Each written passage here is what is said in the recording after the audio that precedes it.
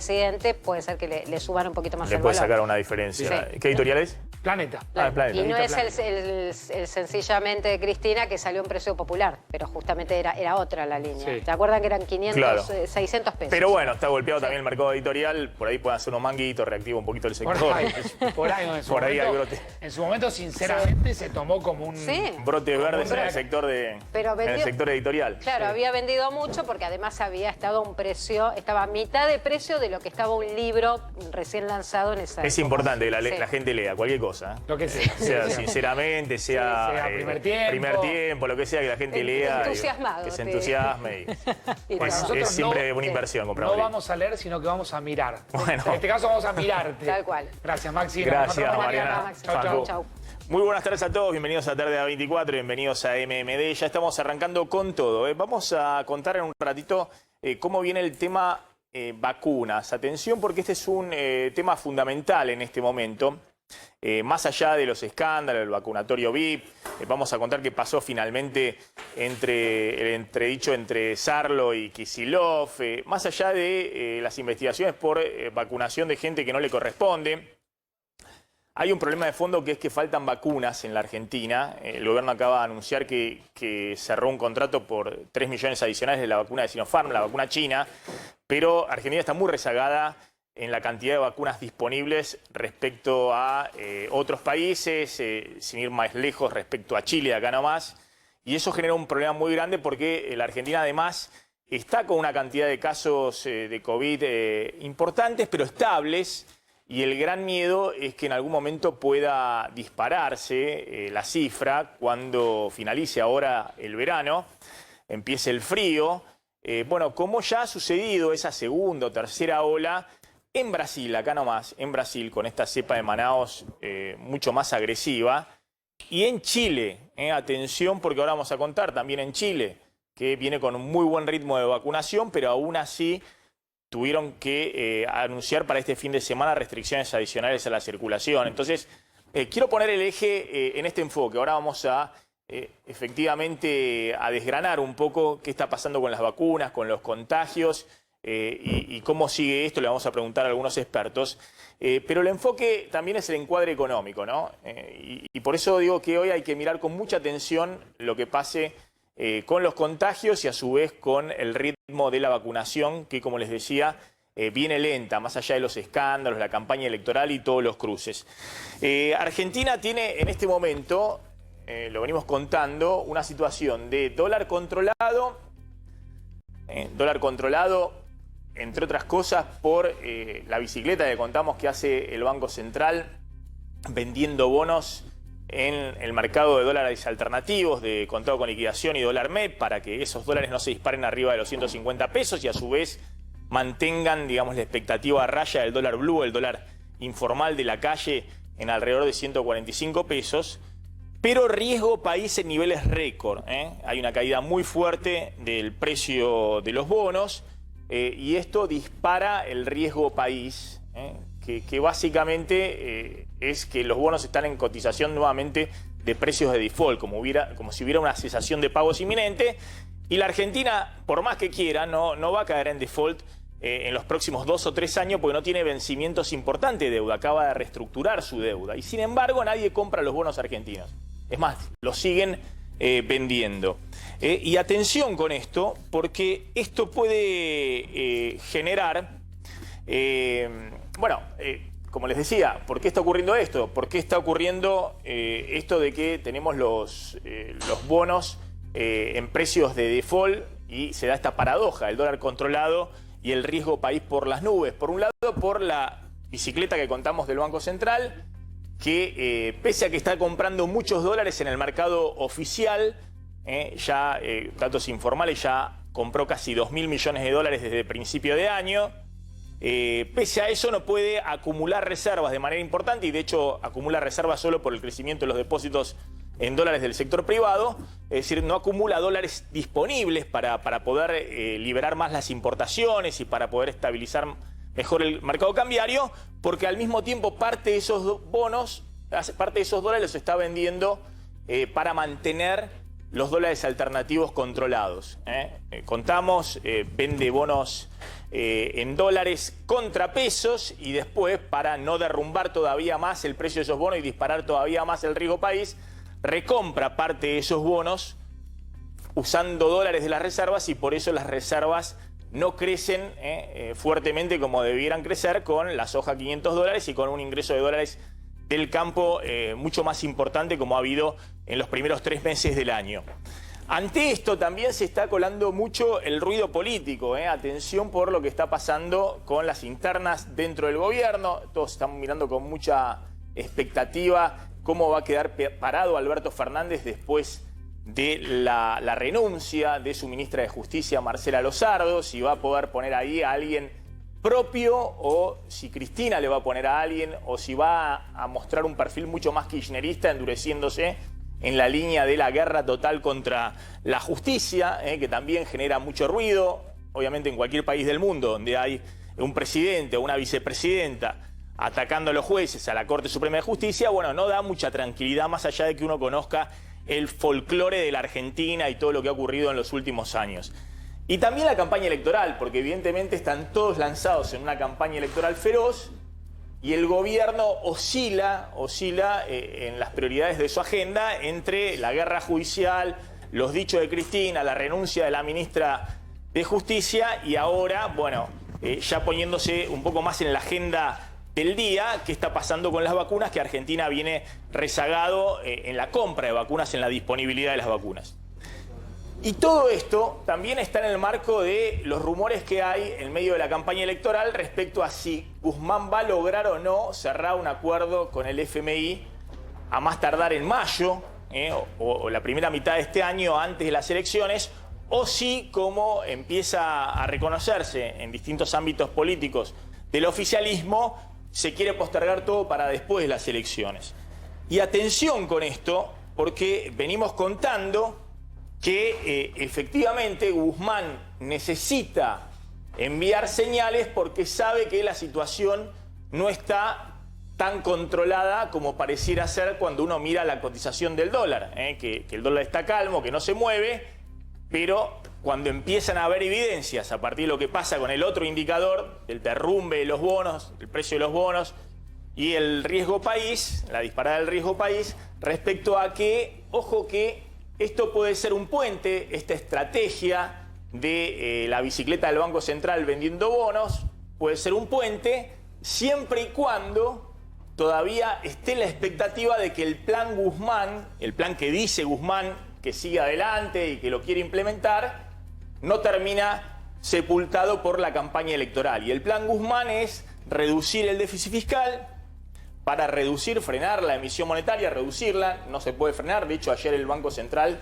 nosotros habíamos contado que en los primeros 2 meses del año no le había enviado pesos al Tesoro, no había imprimido pesos para enviarle al Tesoro, pero atención que ya se imprimieron ayer 70.000 millones de pesos para transferir al Tesoro, y parte de esa asistencia obviamente empieza a generar también ruido respecto a la brecha cambiaria. Como dijo Guzmán, no nos pasemos de rosca con la emisión monetaria y con el déficit fiscal, porque este año no va a poder ser como el año pasado, porque si emitimos mucho, todo eso va a ir a disparar el dólar y ahí no hay banco central que pueda frenarlo con la bicicleta esta que les contaba. Y sobre todo, Guzmán, que viene manteniendo todavía encendida la llamita de la posibilidad de acordar con el FMI, una llamita que también sostiene las expectativas de aquellos que dicen, bueno, me mantengo en pesos o me paso a dólares. Bueno, y si acuerda con el FMI y eso destraba la disponibilidad de mayor cantidad de dólares y de algún financiamiento para la Argentina, eso también puede destrabar la posibilidad de que se pueda importar más insumos para producir más y afirmar el crecimiento que va a haber este año. Pero si esa llamita se apaga, y de hecho puede apagarse en cualquier momento, teniendo en cuenta que el FMI está exigiendo descongelamiento de tarifas para reducir más el déficit fiscal y reducir más la emisión monetaria, y además probablemente el FMI mire también la política del Banco Central de llevar muy lentamente el dólar oficial y quiera que eso pueda tener un ritmo más rápido. Bueno, si termina Guzmán de alguna manera reconociendo que no se puede cerrar el acuerdo con el fondo ahora y menos mandarlo al Congreso para aprobarlo por todas las fuerzas políticas en plena campaña electoral, bueno, tal vez eso meta más presión todavía sobre los grandes riesgos que tiene la Argentina hoy por delante, que son fundamentalmente dos. Uno de los riesgos es la tercera ola de COVID, el más grande de todos, y que no es ya casi una incertidumbre, sino que hay cada vez más probabilidad de que en algún momento está golpeando la puerta en Brasil y en Chile. Esa ola nuevamente de aumento de contagio, ahora van a ver los números muy impactantes que tiene Damián Glanz, bueno, llegue en las próximas semanas, en algún momento, a la Argentina.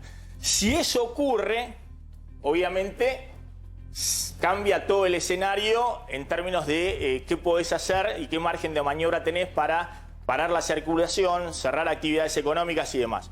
El otro riesgo, por ahora menos probable, es que cambie el escenario internacional totalmente favorable. Hay vientos que soplan muy a favor de la Argentina, la soja arriba de los $530 y la tasa de interés muy baja en Estados Unidos y en el mundo. Y esto es difícil que cambie en el corto plazo porque los bancos centrales de Estados Unidos, de Europa, están empecinados en seguir imprimiendo dólares o euros y seguir inyectando liquidez, lo cual es muy bueno para la Argentina porque mantiene ese escenario de bajas tasas de interés y commodities, precio de lo que exportamos, bien altos. Pero atención, que si efectivamente llega el primero de los riesgos, que es sin duda un riesgo que no es descabellado evaluarlo, es más, todos dicen cuál es el plan B para cuando esto llegue, porque uno habla con los infectólogos y efectivamente no es que dudan de que va a llegar una nueva ola de la Argentina con estas nuevas cepas dando vueltas, sino cuándo va a llegar. Bueno, ¿qué margen hay para cerrar nuevamente algunas zonas o franjas o sectores de la economía cuando no hay margen fiscal para emitir mucho más pesos para asistir a esos sectores que vas a cerrar? Entonces, ¿qué pasaría si efectivamente eso ocurre? Y si ese escenario, que puede cambiar en cualquier momento en las próximas semanas, no generaría ahí sí una aceleración de la dolarización, es decir, que los ahorros en pesos que hoy están contenidos por el cepo o por la tasa de interés más el cepo y la tranquilidad en el mercado de cambios en los depósitos en pesos en los bancos, bueno, empiecen a dolarizarse y te genere el peor de los escenarios, que es que venías recuperando la economía fuertemente respecto al derrumbe del año pasado y te vuelve a pegar el mazazo de una tercera ola cuando ya no tenés los instrumentos, básicamente la emisión de pesos masiva que hiciste el año pasado, sin que eso te genere males mayores como puede ser una nueva crisis cambiaria. Ahora vamos a hablar con Damián Glanz del tema de la vacunación, porque esto es fundamental, esto es clave desde el punto de vista no solamente sanitario, para obviamente preservar la mayor cantidad de vidas posible, sino desde el punto de vista económico. Por eso todo el mundo ahora está viendo un poco en espejo de lo que pasó en Brasil, que obviamente sin los problemas económicos que tiene la Argentina, pero que estaba en la recuperación post-COVID, en la salida asegurada, y de golpe tuvo el mazazo que ahora van a ver, es una catástrofe lo que está ocurriendo en términos de vidas.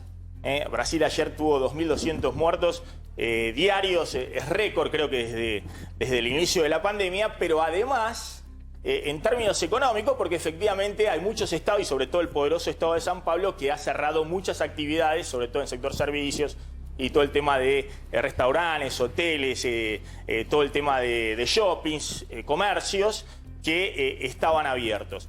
Está Walter Graciano. Gracias, Walter, como siempre, un gusto hablar con vos.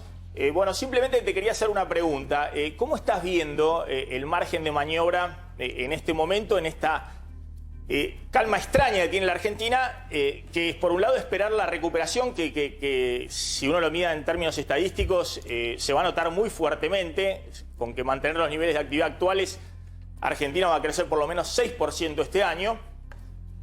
Por otro lado, el Banco Central tratando de atajar los penales para mantener la calma cambiaria, que lo ha logrado en los últimos 3 o 4 meses, pero el riesgo de que pueda ocurrir nuevamente un cisne negro por el lado de la pandemia y que eso te deje descolocado si no tenés un acuerdo con el fondo o un plan B más o menos orquestado.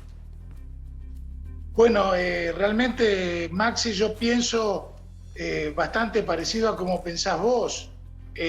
Hay que destrabar el acuerdo con el fondo, además por una cuestión adicional, a las que mencionabas, y es que se pueden obtener mejores términos en un acuerdo, tanto de plazo como de monto, porque vendría bien que desembolse el fondo algo de dinero fresco, si empezamos a negociar ahora, y si no, si tenemos que negociar a las apuradas cuando las reservas tocan más fondo todavía de lo que tocan hoy. O sea, tenemos un nivel de reserva muy bajo. Una cosa es ir a negociar con el fondo con 6.000, 7.000 millones de dólares de reservas netas y otra cosa con 2.000. Entonces yo entiendo que quieran esperar las elecciones porque no es lindo decirle a la gente el fondo nos está imponiendo algunas medidas desagradables con respecto a las tarifas, a la emisión, al déficit, etcétera, etcétera. Pero mucho peor es esperar a las elecciones y que cuando estas pasen, gane o pierda el gobierno, terminen teniendo que sincerar esa situación desagradable con el fondo y encima aceptar condiciones del fondo mucho más difíciles. Por ejemplo, que no desembolse nada de dinero fresco. Hoy se puede, con cierto tiempo, alertar a los políticos de otros países del mundo, a los gobiernos, a los parlamentos, acerca de lo injusto que ha sido el fondo con Argentina. Si esto se deja pasar, evidentemente va a ser mucho más complicado hacer eso. A ver, yo decía, obviamente Guzmán, uno lo escucha decir, bueno, vamos a achicar el déficit fiscal, reducir la emisión monetaria, y se va ahora el 20 de marzo a negociar con el FMI en medio de una campaña electoral feroz, y parece que está en otro mundo, en la estratosfera, ¿no? Pero él quiere mantener viva la llamita, la expectativa de que en cualquier momento puede haber un acuerdo con el fondo, que creo que esa expectativa es la que sostiene mínimamente también, o en buena dosis, la estabilidad actual. ¿Qué margen de maniobra le ves a Guzmán para que eso pueda ocurrir? Porque también Guzmán, más allá de que se postergue la negociación, yo me lo imagino diciendo todo el tiempo, bueno, vamos a tratar de cerrar, estamos negociando, no decir en algún momento anunciar, bueno, pasamos para después de la elección, o para diciembre, o para el año que viene la negociación con el fondo. Porque eso, en medio de una campaña electoral de que por sí es complicado para la Argentina, y con los riesgos estos de que mencionaba, básicamente el tercera ola de COVID, bueno, podría significar también potenciar más todos los peligros que tiene hoy la economía argentina. Claro, hay que tener en cuenta que una buena parte de la calma que hay con el dólar ahora es porque el gobierno está vendiendo bonos en el mercado de contado con liquidación y en el mercado de dólar bolsa. Ahora, a medida que las paridades bajan, y ayer lo hicieron de una manera realmente muy, pero muy fuerte, a medida que las paridades bajan, eso se va tornando crecientemente imposible. O sea, no es lo mismo vender bonos cuando valen 40 que cuando valen 33, como cerraron el día de ayer.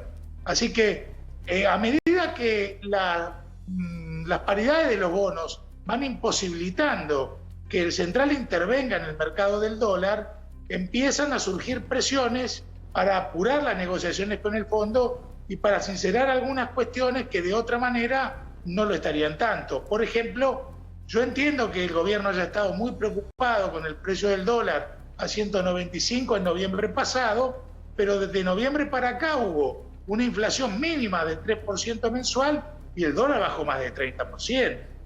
Con lo cual, tampoco hay que engolosinarse con precios de dólar irreales en el mediano plazo, al costo de endeudar al país al 18% por año en dólares.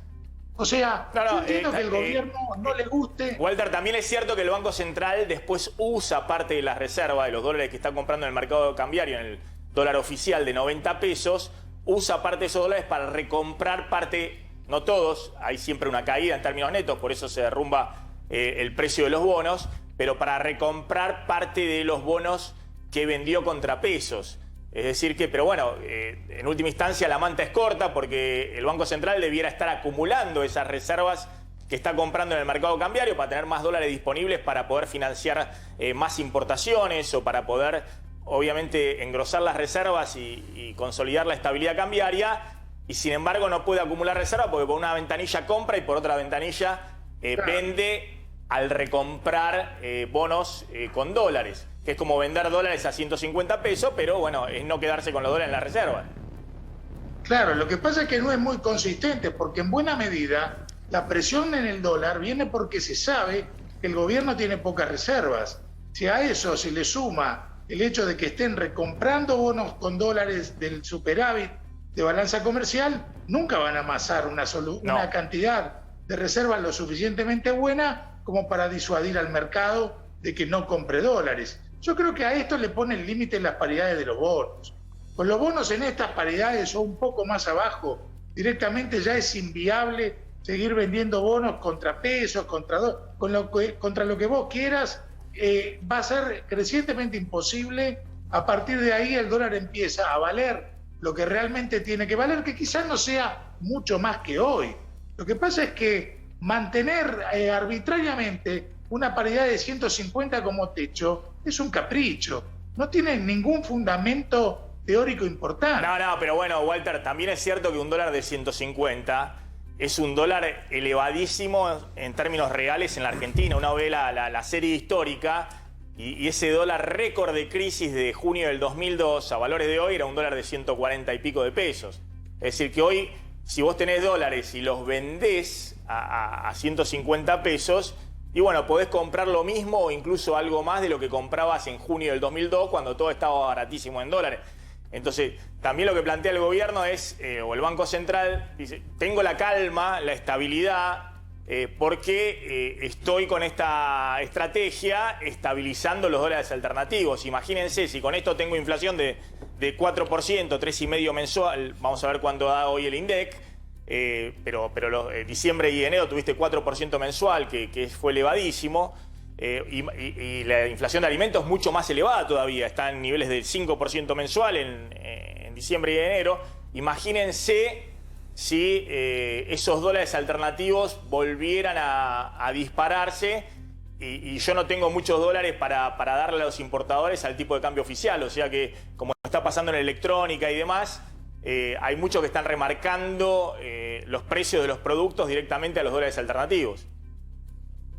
Hasta cierto punto, fíjate vos que el dólar, que la inflación era menor con el dólar subiendo de 140 a 200 que con el dólar bajando de 200 a 140. No, pero claro, ahí tenemos una diferencia. Yo veo que los precios a partir de diciembre fueron el coletazo de ese dólar de fines de octubre, digamos. Sí, puede ser. Y sobre todo, y también que a partir de diciembre el Banco Central cortó la disponibilidad de dólares para los importadores. Se sentó en la caja y fue a los que le decía hasta ese momento que podían importar, por ejemplo, todo el tema de informática, de computación y demás, le vendía dólares sin problema. En diciembre dijo, no más, no tengo más dólares, arréglense como puedan. Claro, pero eso no es culpa de lo que valga el dólar marginal. Eso es culpa de que el central se está quedando sin reservas por las propias políticas que mencionabas vos. Eso de usar los dólares del superávit comercial para recomprar bonos que por otro lado está vendiendo, no tiene ninguna lógica. En el largo plazo fracasa. En el largo plazo hace subir el dólar, bajar la paridad de los bonos, no tiene la más mínima lógica. El central tiene que amasar una buena cantidad de reservas y con eso disuadir al mercado. Ni siquiera sería necesario que las venda. Fíjate vos, con superávit de balanza comercial del orden de los 1.000 millones de dólares al mes, no habría que tener estos grandes inconvenientes. Lo que pasa es que hay problemas de consistencia en las políticas que viene haciendo el Banco Central. Walter, te agradezco, muy interesante siempre conversar con vos. Ya vamos a estar reencontrándonos en cualquier momento. Hablamos del tema económico y de los riesgos, y bueno, y hablamos de uno de los grandes riesgos es la posibilidad, ¿por qué la llaman tercera ola? Porque hubo países que ya tuvieron la segunda y esta es la tercera. La Argentina sería, en todo caso, el riesgo de una tercera ola o de la segunda ola, pues la verdad que nunca fue continuado, digamos, ¿no? En la Argentina uno ve la curva, tuvimos picos de, no sé, ¿cuántos? 20.000 casos diarios, claro. Casi 20.000 casos diarios, después bajó a 10.000, hoy estamos en 7.000 casos diarios promedio. 6.000 promedio semanal, digamos. El riesgo seguiría de la segunda ola en la Argentina. Sí, lo que pasa es que hubo ese recontagio de diciembre-enero que los epidemiólogos dicen, no, esto no fue una segunda ola, la segunda ola puede ser más fuerte y está por venir. Cuando se inicie el otoño, cuando empiece ya a sentirse más el frío y obviamente se hagan más actividades en lugares cerrados. Pero vos me querés mostrar, empezamos por eso, me querés mostrar lo que pasó en Brasil y en Chile en términos de contagios, de cómo se dispararon los contagios, y también vamos a ver cómo están esos países, vean bien los datos, cómo están esos países en comparación con Argentina en términos de vacunación, del ritmo de vacunación. Exactamente. ¿Y por qué Brasil y Chile, Maxi? Porque fue tema central de conversación de ayer de los ministros de salud del país con la ministra Carla Bisotti en la nueva reunión del Consejo Federal de Salud, analizando lo que viene y también ante la decisión de lo que va a pasar mañana, qué va a pasar con la nueva fase del distanciamiento y también qué va a pasar con las fronteras de la Argentina. ¿Qué está pasando en Brasil? El último dato de ayer, casi 80.000 casos nuevos. En un día. En un día. Estamos hablando de contagiados. En total hay ya más de 11 millones de casos registrados en Brasil. Con un dato... ¿Y cómo era, perdona, la dinámica esta de 80.000 casos diarios? ¿En algún momento Brasil llegó a tener más de 80.000 casos diarios? No, estamos hablando... Sí, tuvo un momento de un pico, pero ahora está precisamente más alto. Ahora vamos a verlo, precisamente. En algún momento tuvo... Tuvo un pico alto y ahora precisamente está en la segunda montaña con este nivel de casos. Sí. Fallecidos es un récord absoluto. Casi 2.300 fallecidos para un solo día en Brasil, donde ya superan los 271.000 muertos desde que comenzó la pandemia. Nunca habían tenido 2.000, casi 300 nunca habían registrado fallecidos en un día. este número, exactamente. Ni en el peor momento de la pandemia el año pasado. Exactamente. Vacunados. Ya hay el 4% de la población, estamos hablando de población que recibió una dosis, ¿no? Sí. Al menos una dosis, o sea, población alcanzada por la vacuna, 8,5 millones de personas de una población que supera los 210 millones de habitantes. Sí. 4% muy bajo. Brasil tenía un ritmo bastante acelerado y después dejó de vacunar precisamente porque se quedó sin dosis para administrar entre la población. ¿Están vacunando con la China, fundamentalmente en Con Brasil? una de las vacunas chinas, exactamente. Una de las vacunas chinas. Bueno, a ver, esto es lo que decía, las esta es la muertes. curva. Fíjense, ¿Ves? cuando hablamos de la segunda ola, en realidad, ¿no? Vos fíjate lo que había sido en junio del año pasado, con un pico de fallecidos, y este es el dato preocupante hoy de Brasil. Esto es fallecidos diarios. Diarios. Toda la serie de fallecidos diarios. Bueno, pero que es más o menos, se ve lo mismo en la curva de contagio, debe ser más o menos similar la curva de contagio. Esto fue el pico, la montaña de fallecidos en Brasil. Después, cuando todos estaban, no digo celebrando, pero todos estaban muy optimistas en Brasil, el propio Bolsonaro diciendo se terminó todo, empezó a desmontar también todo el operativo extra de salud en Brasil para dar también la señal a la economía de Brasil, que empezó a recuperarse fuertemente, de que el COVID había quedado atrás. Esto fue acá, a fin de año, noviembre, diciembre. Y fíjense cómo de golpe empezó en el verano en Brasil a crecer los contagios y los fallecidos, y hoy están ahí, con el récord diario de fallecidos. Absoluto, y que también duplica lo que había sido el pico máximo de fallecidos durante el año pasado. Pero Brasil viene también con un ritmo bajo. Ahora van a ver... está vacunando en proporción un poco más que la Argentina. Hasta ayer un poco más de la Argentina, ahora menos que la Argentina incluso. Bueno, pero más o menos la paridad es el muy bajo, y lo está pasando por arriba la segunda ola de COVID. Chile, vas a mostrarme ahora Chile. Exactamente. Chile viene vacunando muy fuerte y aún así están muy preocupados por esta segunda ola de COVID. Exactamente. De hecho, en Chile no están preocupando los fallecidos. Ayer fueron 24. Pero sí la cantidad de nuevos casos. Ayer casi 4.000, 3.800, venían de algunos días de más de 4.000, de hecho ayer fue menos que el promedio de los últimos días, sobre un total de 868.000 acumulados hasta ahora. Pero Brasil es mucho, 4.000 diarios, en Chile, porque, perdón, Chile es mucho porque es menos de la mitad de la población argentina, entonces es como si hubiera casi 10.000 casos en la Argentina. En Chile también habían bajado mucho los casos y ahora empezaban a subir. Ahora vienen muy fuerte con la vacunación y eso puede ser lo que está impactando en que haya menor mortalidad en Chile. Sí, de hecho, de todos modos, la vacunación fuerte es de los últimos 15 días. Entonces, los epidemiólogos entienden que todavía no impacta sobre el nivel de inmunidad de la población. Se va a notar 100 en unas semanas. Vacunados, que hasta ahora alcanzó la primera dosis, casi 4,5 millones de habitantes. Es el 24% de la población total de Chile.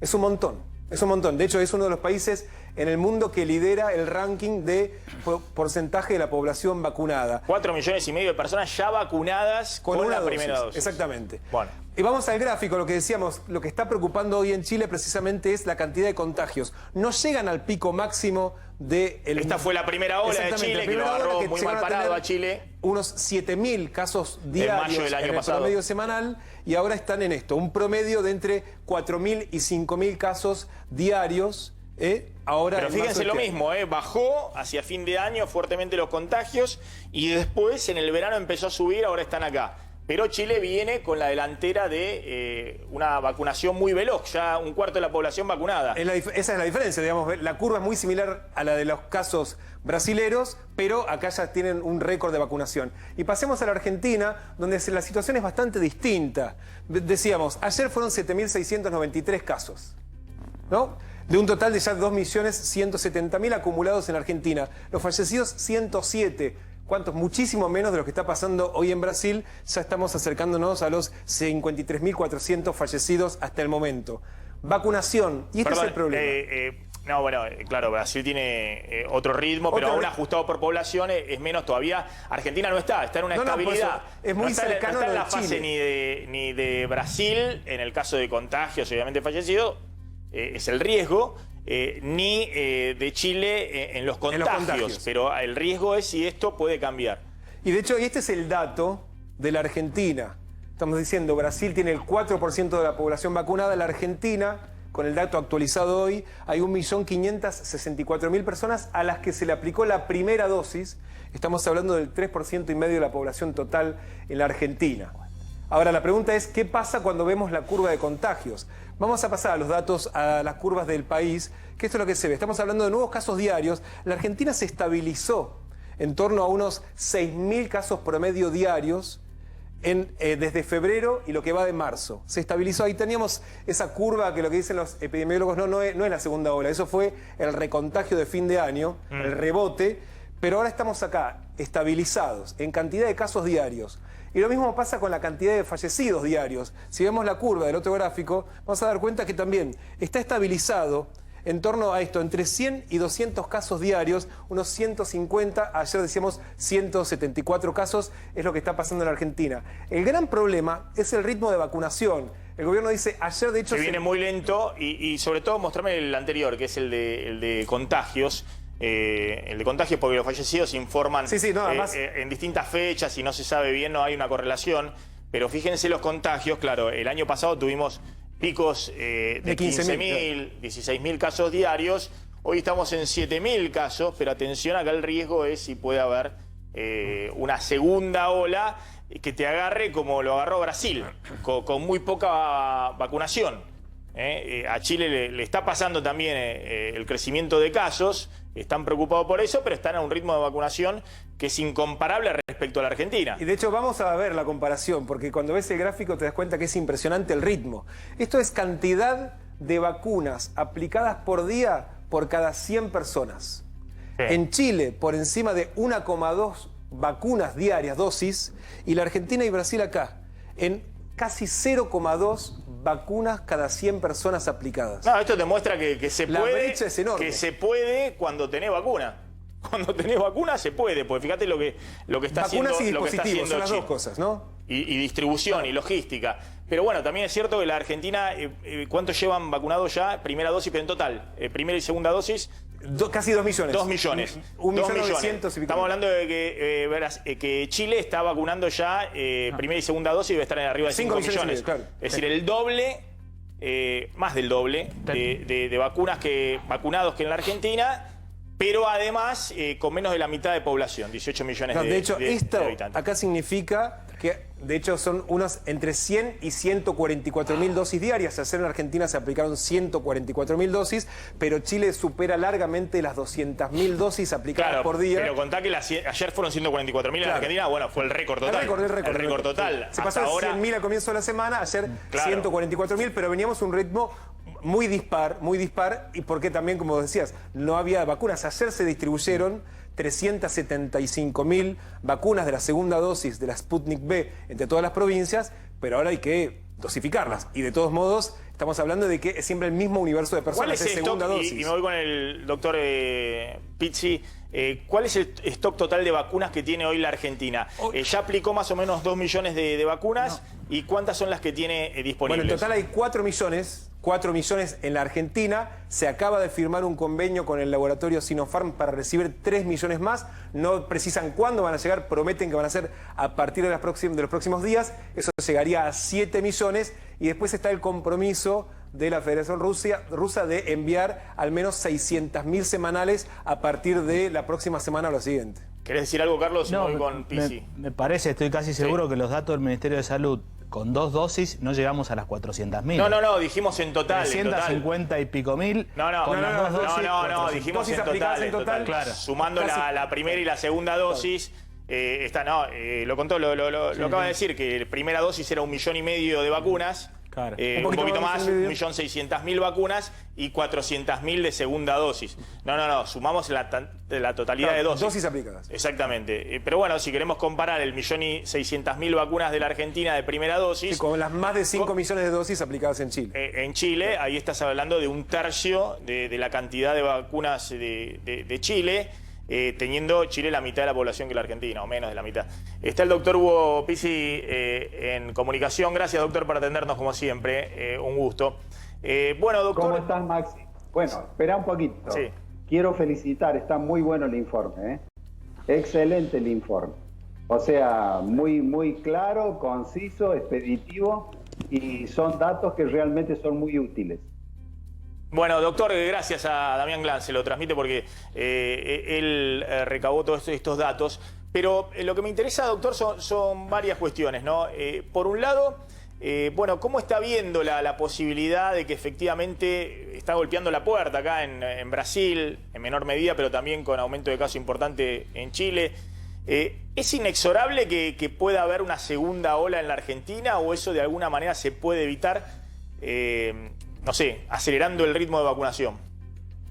Bueno, cuando vos acelerás el ritmo de vacunación y la gente te ayuda disciplinándose, que en este momento tenemos muchos disgustos porque hay un grupo muy grande que no nos ayuda, evidentemente vos podés sortear cuando vas rápidamente con la vacuna. Pero en este momento, ahora concretamente, tenemos 3 fronteras que son muy porosas, Maxi. La frontera boliviana, la frontera paraguaya y la frontera brasileña. En parte donde hay algunas que son fronteras secas, donde se pasa a pie, y en otras con una canoa se puede pasar de Paraguay al Chaco, a Formosa, lo mismo que de Bolivia ves por el Bermejo. Evidentemente que podemos llegar a tener un disgusto con esto, porque fíjate vos que Brasil en este momento tiene estados que están colapsados, y hay casos donde una misma persona tiene 2 cepas diferentes, o 2 variantes diferentes, que son mucho más agresivas que las que nosotros tenemos.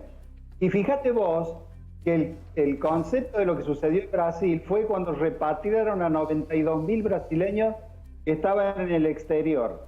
Nosotros tenemos que repatriar a 7.600 personas que van a entrar ahora porque han salido, y además vamos a tener que prohibir de que salgan los nuevos, porque realmente eso va a ser muy problemático. Si logramos dominar eso, creo que podemos sortear la segunda ola. Si no, de lo contrario, vamos a tener que empezar a hacer un inventario de la retahíla de disgusto. Ahora, doctor, ahí le escuchaba al doctor Debag hoy a la mañana. A ver si podemos mostrar la placa de la población objetivo que debiera acelerarse la vacunación cuanto antes. Porque es muy interesante lo que plantea el doctor Debag. El doctor Debag decía, bueno, de mayores de 60 años son el 83% de los fallecidos en la Argentina, ¿no? Entonces, si uno quiere efectivamente que la segunda ola o un aumento de contagios no te sature el sistema de salud, como está pasando en Brasil, o no te obligue a tener que hacer cierres de circulación económica y demás, tenés que ir a esa población objetivo, para que en todo caso, si se contagian, estén vacunados y no tengan que ir a terapia intensiva. Es una cosa muy elemental que hasta nosotros que somos economistas o periodistas lo entendemos. Fíjense, mayores de 60 años tenés 3.600.000 que están entre 60 y 69 años, y mayor de 70 tenés 3.700.000. Lo que decíamos, mayores de 60 para arriba tenés 7 millones de personas. Y después tenés acá las 760.000 personas de sistema sanitario. Ya están casi completadas. Claro, pero te faltan 7 millones de personas. Acá a esta población tenés que ir. Y todavía no tenés una cantidad de vacunas disponibles para poder cubrir eso. Ahí lo escuché el doctor Debag que decía, bueno, vacunen con la primera dosis, la mayor cantidad que puedan con la primera dosis, que eso ya está mostrando en otros países que da una inmunidad por lo menos suficiente para no hacer casos graves. Obviamente después me van a decir, acá tenés después 5 millones de personas entre 18 y 59 años con comorbilidades, con enfermedades preexistentes, qué sé yo, diabetes, problemas cardíacos y demás, que obviamente también hay que vacunar, aunque es gente joven hay que vacunar porque también es población de riesgo. Pero por lo menos habría que concentrar en estos 7 millones de personas. Y esto lo que estoy mostrando aparte es oficial, digamos. Este era el cronograma inicial de las prioridades. Lo que pasa es que después empezaron con los docentes, la fuerza de seguridad. Bueno, también, Maxi, porque una de las vacunas no está todavía autorizada para mayores de 60. Que es la de China, Sinopharm, esta la de de hecho, es la que se Sinopharm. acaba de firmar otros 3 millones de dosis. Por lo tanto, no podrías apuntar a esa población Esa objetivo. tendría que ir para acá, para los menores de 60 con enfermedades preexistentes. A ver, doctor, ¿cuál podría ser la estrategia para no sé, apurar la vacunación cuando hay todavía escasez de disponibilidad de vacunas?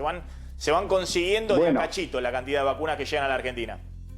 Te cuento, hay muchos estudios que han salido en los últimos días donde dicen que, por ejemplo, el caso de la vacuna de Oxford podría ser colocada en una sola dosis y la segunda dosis a los 3 meses, o sea, 12 semanas después. Pero ¿sabés lo que pasa, Maxi? Que cuando vos estás haciendo un convenio de gobierno a gobierno, vos te tenés que guiar por lo que dice el laboratorio fabricante.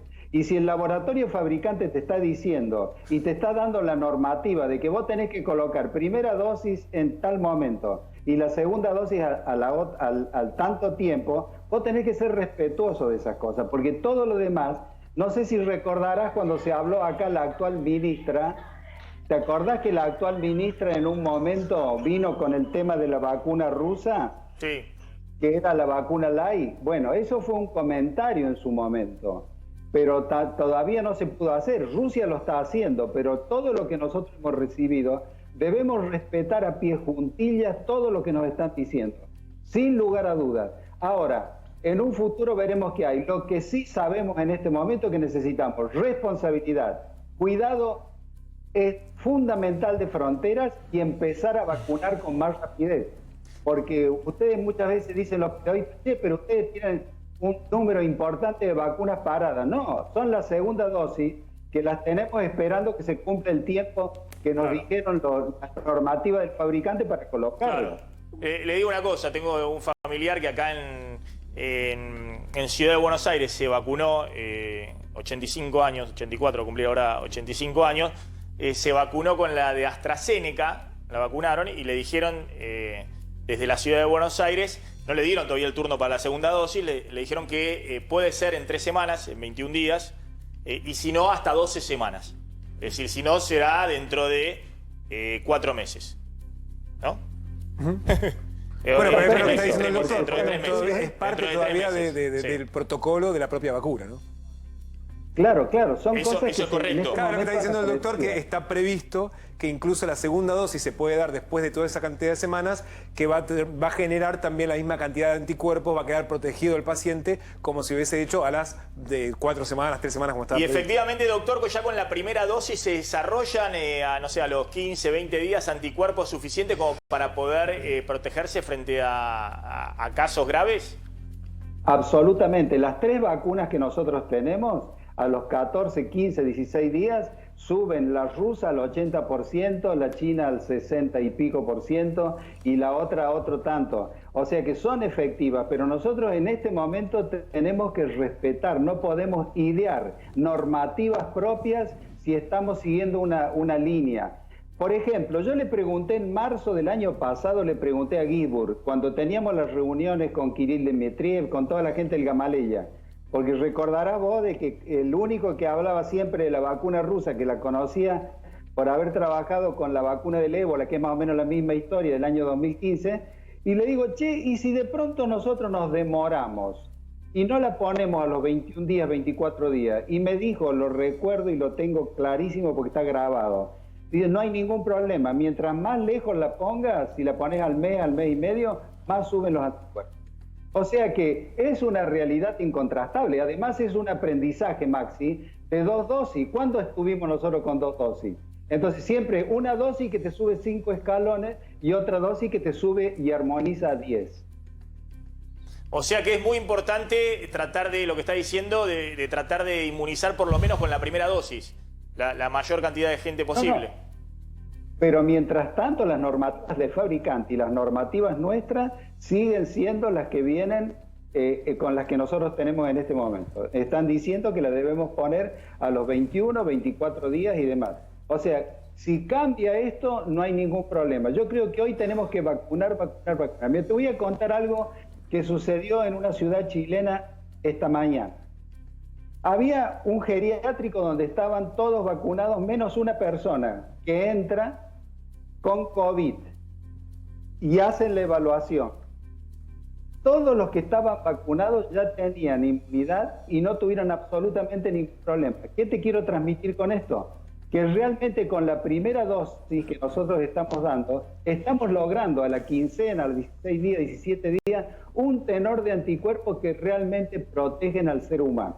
Pero yo vuelvo a insistir, todos nos preguntan, ¿cómo hacemos con la segunda ola? Porque esto es como muy bien dijo en el informe, esto es un rebrote del primer virus. Esto no es segunda ola, pero para la segunda ola necesitamos disciplina, vacunación y fundamentalmente, ojo con la frontera. Hay 7.000 y pico que van a entrar de nuevo, que han estado en el extranjero. Y no se olviden que Brasil tuvo el problema de Manaus y del Río de Janeiro a partir de 92.000 personas, creo que eran, que fueron repatriados. Ahí empezó, porque mientras más contaminación, más replicación. Y la replicación, ¿qué es? La posibilidad de que el virus pueda mutar. No, lo que a mí me sorprendió, y le dejo a Lance, es que ahí estaba escuchando que en el caso de Manaus y en el norte de Brasil, que están teniendo récords, obviamente que creo que en estos 3 meses han tenido más muertos de lo que tuvieron durante todo el año pasado, por la potencia de esta nueva cepa y demás.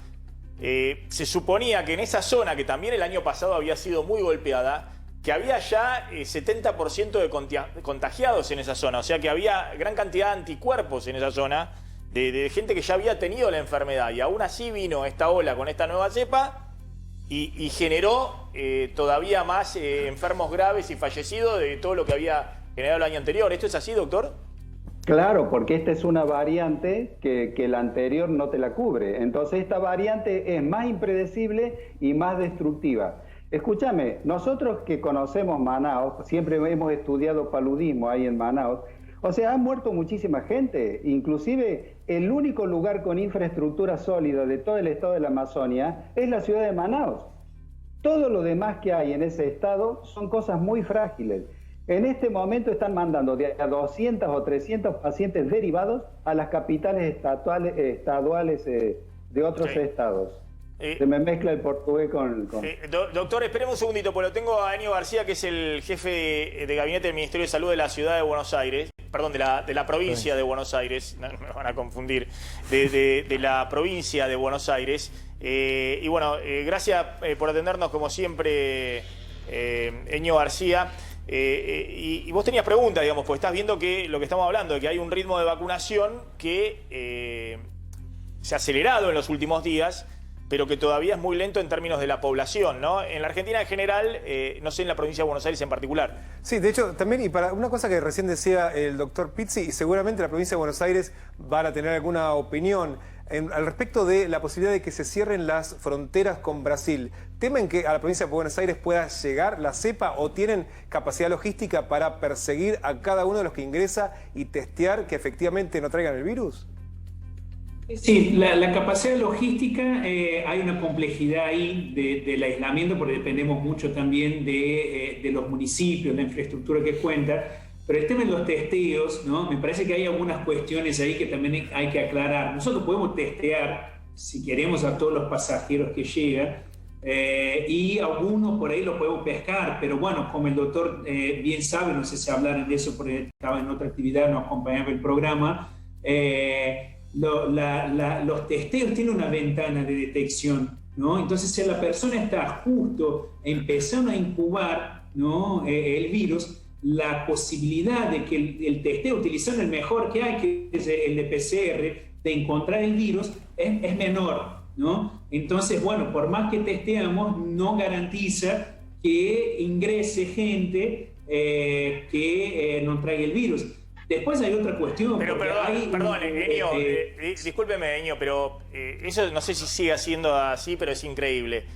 Alguien viene de Ezeiza y cuando sale ahí se testea si va a la ciudad de Buenos Aires. Si va a la provincia de Buenos Aires no lo testean. ¿Eso sigue siendo así? No, ahí está el Ministerio de Salud de la Nación. ¿Ya se está coordinando eso? Sí, eso está armado, un esquema por el Ministerio de Salud de la Nación, que nosotros aportemos recursos y el Ministerio de Salud de la Nación se está encargando de hacer el testeo o pedir la comprobación del testeo preembarque a todos los pasajeros, porque ahí no es solo una cuestión de Ezeiza, vos sabés muy bien, es la principal puerta de entrada de Argentina. Y después la gente viene a la provincia, pero va también a Catamarca, pero va también a Río Negro. Entonces ahí hubo una política nacional de que el Ministerio de Salud de la Nación se está haciendo cargo de o controlar que tengan el testeo preembarque. Antes de volver de Brasil o de Europa se tienen que testear. Hay muchas aerolíneas que piden que para que la persona embarque tenga el resultado de la PCR negativo. Entonces lo que se está haciendo es chequear que efectivamente lo tengan, y si no tiene, yo porque participé de reuniones allá en Ezeiza, por eso estoy bastante en tema, el Ministerio de Salud de la Nación contrató un laboratorio privado ahí de la zona y está derivando las muestras a ese laboratorio. Perdón, Maxi, pero ¿y cómo se imaginan que van a hacer ahora para evitar que todos estos 7.000 pasajeros que están en Brasil, que vengan, que efectivamente no diseminen el virus, la cepa Manaus, por ejemplo, por el resto del país? Sobre todo si dicen que la chance de que se detecte no es absoluta.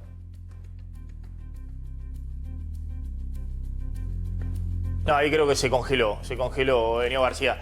Le vamos a preguntar eso y le vamos a preguntar también el tema del ritmo de vacunación. ¿Cómo viene la provincia de Buenos Aires? Ayer... de hecho, todas las provincias aceleraron un montón. Sí, ayer Kicillof creo que puso un tuit, no sé si lo tenemos ahí, en medio de la polémica con el tema Sarlo, ahora vamos a hablar, que habían vacunado en el día de ayer 47.000 personas, puede ser, en un solo día en la provincia de Buenos Aires. Me parece que antes venían un ritmo más lento. No sé qué disponibilidad de vacunas tienen en la provincia de Buenos Aires y todo eso me gustaría preguntarle a Enio García. Bueno, básicamente porque estamos hablando de esto. ¿Cómo están ahí en Córdoba, doctor? ¿Han llegado vacunas disponibles en relación a la población? ¿Vienen a un buen ritmo?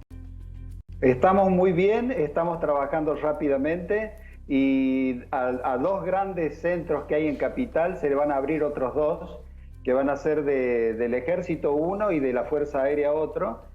Pero estamos trabajando muy bien. Acá la gran ventaja es de que hay 5.000 voluntarios que lo ponen la universidad y la provincia trabajan aunadamente. Yo lo que te quería comentar, que cuando vos hiciste una pregunta muy interesante, ¿cómo sé yo si la cepa o la variante que entra es la variante peligrosa? En este momento nosotros somos el único país de Sudamérica que tenemos un aparato en el Malbrán que nos permite saber la secuenciación y nos permite definir qué tipo es la que está entrando. O sea que eso es utilísimo. Bueno, eso es importante lo que está planteando, es decir que inmediatamente se sabe de qué cepa está entrando al país. Si se testea, claro, porque se hace la detección y después se hace la secuenciación. Y es el único aparato que hay en Sudamérica, Maxi, Es un aparato estupendo, muy rápido, va rapidísimo. Por lo tanto, nos hace falta que la gente reflexione, que se cuide y que fundamentalmente se discipline. Falta poco, yo creo que falta poco. Si no entran todas estas variantes agresivas, es muy probable que nosotros en julio, junio, más o menos estemos muchísimo mejor. A ver, ahí está Enio García, simplemente una pregunta. ¿Cómo viene el ritmo de vacunación en la provincia de Buenos Aires, ¿no? Me parece que ayer Kicillof reconoce, más allá de la polémica esta de Sarlo y la campaña de vacunación que se quería hacer, que bueno, que después fue aprobada por Lancet la Sputnik y eso la validó internacionalmente, no solamente en la Argentina, la vacuna rusa, sino que también la disponibilidad de vacunas vino mucho más lento de lo que se esperaba. Argentina pensaba contar ya en marzo, no sé qué cantidad se hablaba, 10 millones de vacunas de AstraZeneca que se iban a producir en México, que se iban a producir acá, se iban a envasar en México, que ya en marzo, abril íbamos a desbordar de vacunas, y eso no ocurrió, y finalmente la vacuna rusa, la Sputnik, fue una especie de salvavidas, ¿no? Pero está viniendo con mucha menos disponibilidad de la que se esperaba. ¿Cómo viene en la provincia de Buenos Aires? Sí, no, parece que Max es interesante lo que planteas, porque ahí da un contexto, ¿no? para evaluar eso. Porque fíjate que con la Sputnik, como vos dijiste, nosotros tenemos una expectativa, pero no una expectativa porque sí, sino que en las negociaciones con el fondo ruso, ellos plantearon un cronograma que venían cumpliendo, ¿no?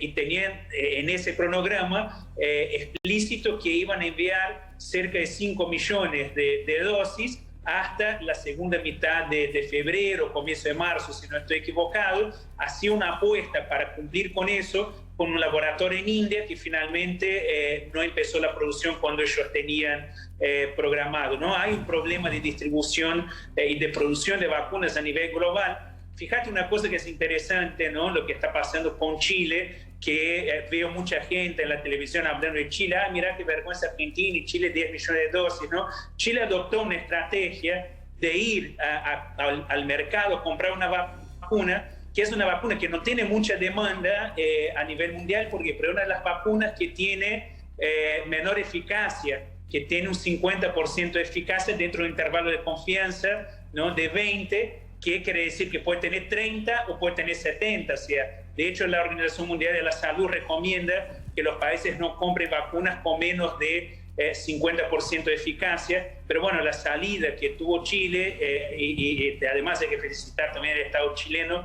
que tiene un sistema de salud complejo, muy privatizado, y el Estado salió a comprar las vacunas para garantizar, pero la estrategia que adoptó fue comprar una vacuna de poca demanda mundial. Argentina adoptó otra estrategia, que fue comprar vacunas de distintas empresas, ¿no?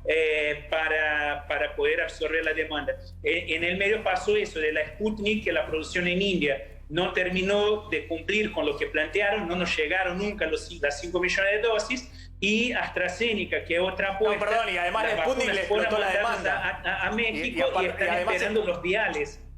Perdón, y aparte el Sputnik le explotó la demanda. Digamos, porque todo el mundo después le explotó la demanda porque es una vacuna que tiene altísima eficacia. Nosotros, por ejemplo, en la provincia de Buenos Aires estamos haciendo un estudio con investigadores de CONICET, de la UBA, de la Universidad de La Plata, del Instituto Leloir, con la primera tanda de vacunados del servicio de salud. Si ustedes se acuerdan, en esa época se podían vacunar los menores de 60, ¿no? Sí. Entonces, en esa población nosotros estudiamos que con la primera dosis de Sputnik ya llegábamos a 90% de eficacia. ¿Qué quiere decir? Que el 90% de las personas que se vacunaron con la primera dosis ya tenía un nivel elevado de anticuerpos neutralizantes contra el virus. Y seguimos midiendo, ese es el informe parcial, las personas que recibieran la segunda dosis y que medimos los anticuerpos, el 100% tiene los anticuerpos. Entonces, después que salió en The Lancet, después empezamos a ver que efectivamente tiene una eficacia alta, aumentó muchísimo la demanda de esa vacuna. Ahora, el gran problema fue entonces AstraZeneca, digamos que el gobierno planteó también que era el gran contrato que había firmado con AstraZeneca, Oxford AstraZeneca, que se iba a fabricar acá un laboratorio local, se iba a envasar en México y demás, y eso, ¿qué pasó?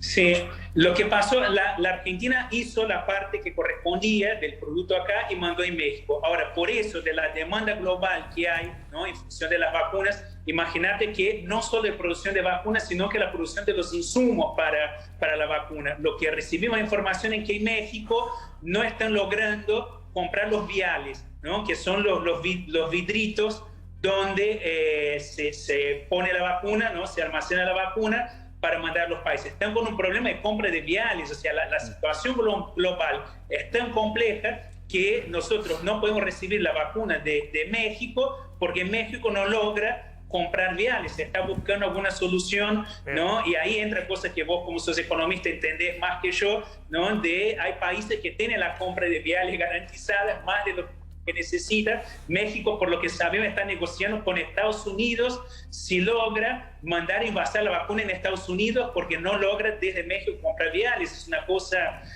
espantosa, pero es la realidad global que tenemos.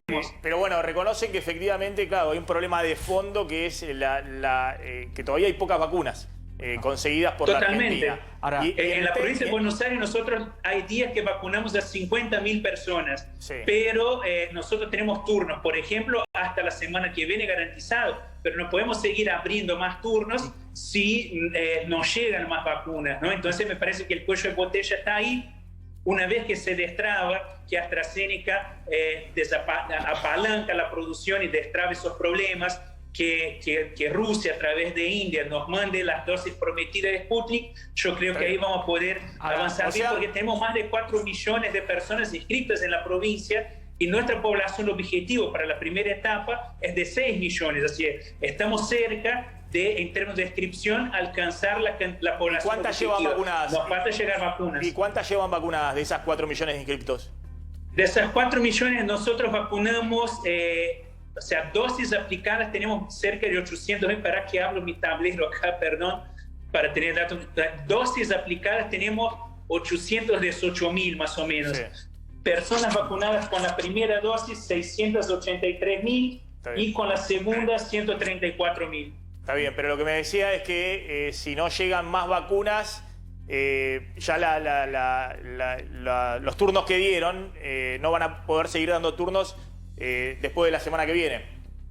Claro, nosotros estamos con expectativa muy grande de que llegue una próxima tanda de vacunas para que nosotros podamos seguir dando los turnos, porque afortunadamente, como también dijo el gobernador ayer, más allá de la campaña que se hizo para ensuciar la vacuna, todo eso, la gente ahora está adheriendo y la verdad que estamos muy cerquita de que toda la población que tenemos calculada como grupo prioritario, de riesgo, vulnerable, como queramos llamar en la provincia, estamos muy cerquita de llegar. Calculamos 6 millones y ya estamos con 4.300.000 inscritos. No, pero está bien, de esos inscritos, 4 millones inscritos, ¿hay vacunas para esos? No, hoy todavía no, claramente no. Los tienen inscritos, pero todavía no tienen las vacunas es decir, necesitarían las vacunas. A la medida que llega la vacuna, vamos liberando los turnos.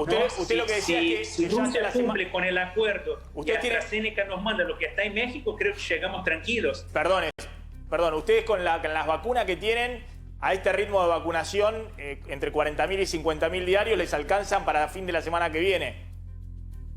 A ese ritmo de vacunación nos alcanza para seguir dando turnos hasta la semana que viene. Claro, ¿sí? pero es un problema, digamos, porque después si no llegan las vacunas tienen que parar directamente la asignación de turnos, pues no siguen o disminuir el ritmo, pero la verdad que confiamos bastante, estamos hablando bien con el gobierno nacional y por lo menos la información que nos está llegando es que están haciendo todos los esfuerzos y buscando alternativas también para que la campaña no se frene. O sea, entonces me parece está bien, pero disminuir el ritmo es una engaña pichanga, digamos, no vas a disminuir el ritmo de vacunación. Pero es un problema que no pasó todavía, ¿no? Por eso digo, es mejor, digo yo, no especular, ¿no? Por ahora tenemos para dar los turnos, estamos esperando que lleguen más vacunas. Si no llegan, ahí hablemos de un problema concreto, está bien, pero ¿no? sirve para entender el corazón del problema. Y el corazón del problema es que a la Argentina todavía le faltan vacunas. A la Argentina todavía le falta vacunas, pero por ejemplo lo que te decía de Chile, ¿no? Chile tuvo que salir a comprar vacunas que nosotros en Argentina definimos no comprar por la baja eficacia. Hay todas unas decisiones ahí, ¿no? Porque también es la cuestión que las vacunas son muy caras. Pero llegado a cierto momento, no sé, eso me imagino que lo discutirán con el comité de expertos y demás. Claro, pero si hace es una necesario cuenta que se vacune. ¿Cómo? Si la vacuna tiene 50% de eficacia, ¿no? Y comprar 10 millones de dosis, son 2 dosis, entonces serviría para vacunar 5 millones de personas. Chile es un país que tiene 12 millones de habitantes, o sea, sería menos de la mitad de la población. Sí. Y la vacuna tiene 50% de efectividad, entonces estaríamos hablando menos de un cuarto de la población de Chile inmunizada con esa vacuna. Entonces me parece que hay que tener cuidado, ¿no? Porque cuando comparamos peras con manzanas, muchas veces entramos en discusiones equivocadas. Me parece que la decisión de Argentina fue apostar por vacunas que tienen demanda en el mercado porque son vacunas que tienen una eficacia alta, sabemos del riesgo de eso, pero apostamos a eso. No, está bien, pero hoy nos quedamos con poca disponibilidad de vacunas. Está bien lo que usted plantea y es cierto que Chile, que había tenido inicialmente la de Pfizer, llegaron muy poquitas dosis y después terminó vacunando con esta vacuna china. Yo no sabía que tenía 50% tan baja efectividad, pero está bien aclararlo. Son distintas estrategias, pero me parece que el problema de fondo es bueno, la disponibilidad que tenés de vacunas. Lo que quiero decir no es que quiero hablar mal de Chile, lo que quiero poner, y me parece que tu programa da el espacio para eso, es el contexto global, que todos los países están adoptando estrategias distintas para superar ese problema que es global de falta de producción de vacunas o una producción menor que la demanda. Doctor Pizzi, ¿quiere decir algo para cerrar? Sí, una cosa de lo que dijo Enio, que le quiero dar una novedad. El Instituto Sigman de Pilar está haciendo millones de vacunas mensuales. Nosotros estamos parados en México por falta de vidrio, pero les aclaro de que aparentemente el decano ha estado con el CEO de Sigman y parecería ser de que se está solucionando eso. Si nosotros no hubiéramos tenido este tropiezo, les puedo asegurar que el panorama sería absolutamente disímil, favorable. Muy favorable. Está bien, está diciendo que se está fabricando acá el componente de la vacuna, pero no hay cómo envasarla en México. Bueno, alguna solución me imagino que estarán trabajando para ver cómo esto se puede resolver. Sí. Les agradezco a los dos, muy amables. Bueno, hasta pronto. Gracias, adiós. Muy amable. A ver, me quiero meter en el tema económico. ¿Querías decir algo vos con el tema vacunas? Sí, me hubiese gustado preguntar qué piensa la provincia de Buenos Aires de este proyecto de ley de la oposición, que lo que está haciendo es pidiendo que las provincias puedan comprar y negociar las vacunas, ¿no es cierto? Porque, bueno, realmente es el corazón del problema, como decías vos, y ya cada vez más gente está pidiendo que las provincias, como hacen muchísimos países, incluso Estados Unidos, que sean los estados los que puedan negociar la compra de vacuna con los laboratorios. A ver, vamos a hablar del tema inflación. Hoy se va a conocer el número de inflación de febrero, Slotnick. Claro, entre 3,4 y 3,5%. Ese es el número, digamos, que están previendo tanto las consultoras como en el gobierno. Veremos a las 4 de la tarde finalmente cuál es el número, que estará algunas décimas por debajo de la inflación de enero. 4%, pero ya para marzo, con lo que acá mismo comentamos de incremento en el precio de la carne, bueno, otra vez es muy probable que subamos a un ritmo del 4% de inflación. Pero para febrero, ¿por qué en principio, mañana vamos obviamente con los datos a charlar de esto, pero por qué estaría dando algo menos que en enero? Y porque el precio de los alimentos, sobre todo los frescos y la carne, después de subir considerablemente noviembre, diciembre y enero, en febrero habría tenido justamente una desaceleración que retomó en marzo, pero bueno, vamos a estar atentos a eso, ¿no? Recordemos también, Maxi, que el mes pasado habíamos tenido incrementos en todo lo que son las tarifas de internet, de telefonía, ¿te acordás? Que habían estado justamente frenadas por el gobierno. Bueno, van a tener su impacto en el índice de febrero que se conoce a las 4. Bueno, este es el problema, ¿no? La inflación efectivamente a partir de diciembre, pero también de octubre. Fíjate cuando los dólares alternativos se dispararon, empezó a abrirse la economía. Estaba más o menos calmada cuando tenías todo cerrado. Logró desacelerarse 1,5%, 2%, pero cuando empezaste a abrir en octubre la economía, 3,8, 3,3, 4% en diciembre, 4% en enero. Eso aceleró la inflación anual al 38,5%. Bueno, en febrero puede ser que ya esté corriendo cerca del 40, 39%. Claro. 40% anual. Si da 3,5% se va a conocer en un ratito la inflación de febrero. Sí, y marzo es un mes habitualmente con elevada inflación, porque está todo el tema de cuota de colegios privados. Bueno, empiezan todos los aumentos que no se habían, que estaban congelados, digamos, que había autorizaciones pendientes, digamos, de fines del año pasado, y además habitualmente, como se inicia el año después de las vacaciones, hay toda una serie de rubros que aumentan, además de los alimentos que vienen a un ritmo importante. Lo que parece claro, Maxi, Guzmán, cuando arrancó el año, presentó el presupuesto, quería que en el primer trimestre cerrara por debajo de 10. Sí. Y bueno, y ese objetivo no se va a dar, porque si da 3,5% febrero, en los primeros 2 meses, ya tenés el 7,6%. No, y estamos hablando de un marzo del 4%. Para conseguir el 29% que dice el presupuesto, necesitas embocar ya desde marzo hasta fin de año todo abajo de 2%. 2% mensual todos los meses.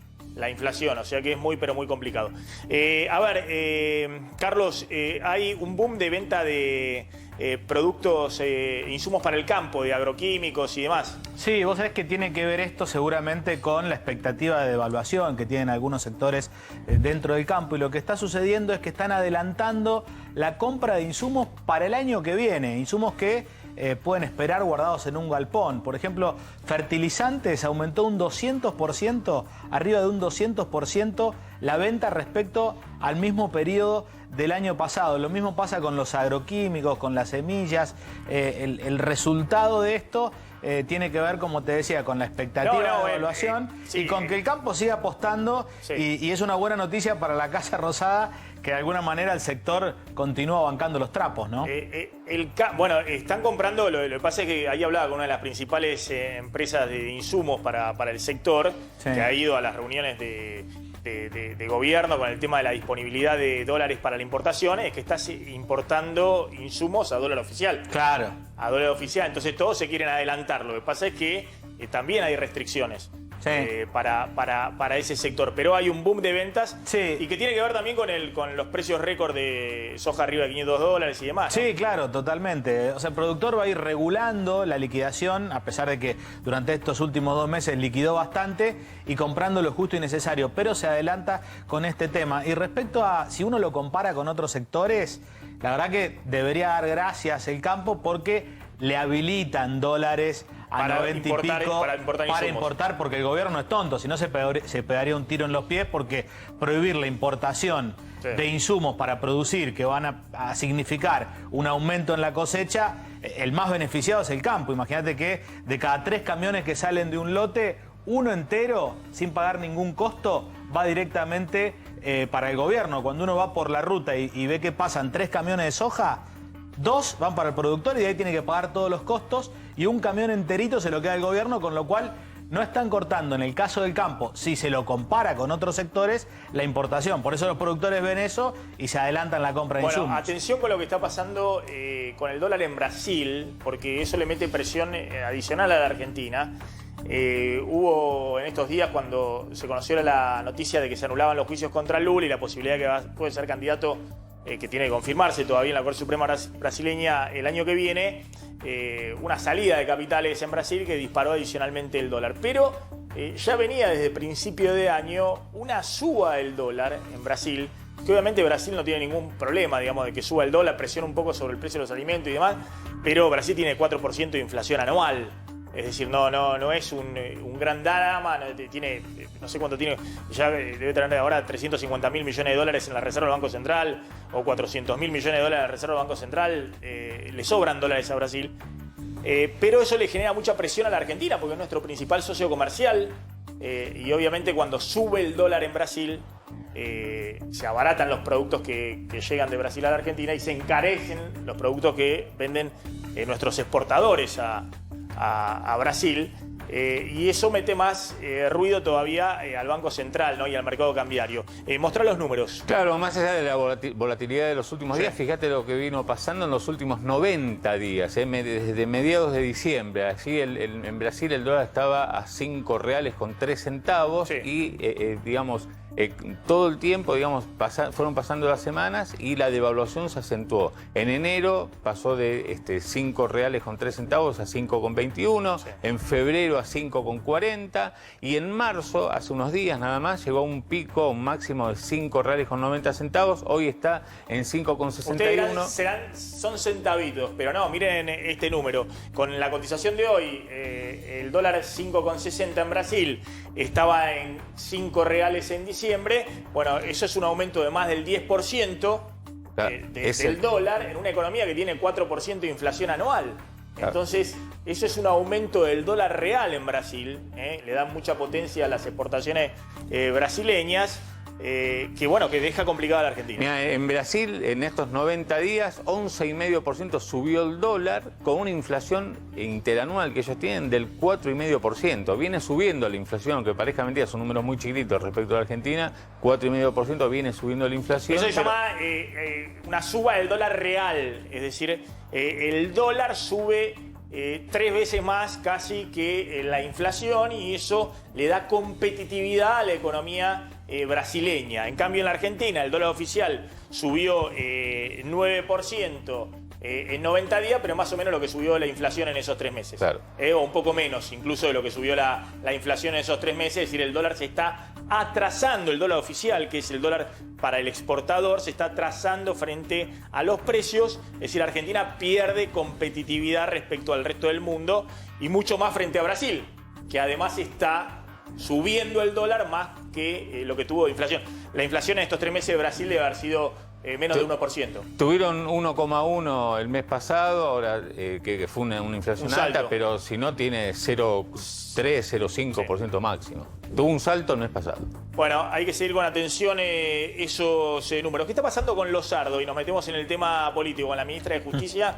Y todos se están viendo ahora, no importa tanto quién es el ministro de Justicia por el rol que vaya a ocupar, sino más que nada por cómo queda el presidente Alberto Fernández frente a todo este bamboleo que tuvo con su ministra de Justicia. Exactamente, ya sabemos que Marcela Lozardo, de ella sabemos que tiene la valija hecha. Todavía no hay confirmación sobre quién va a ser su reemplazante.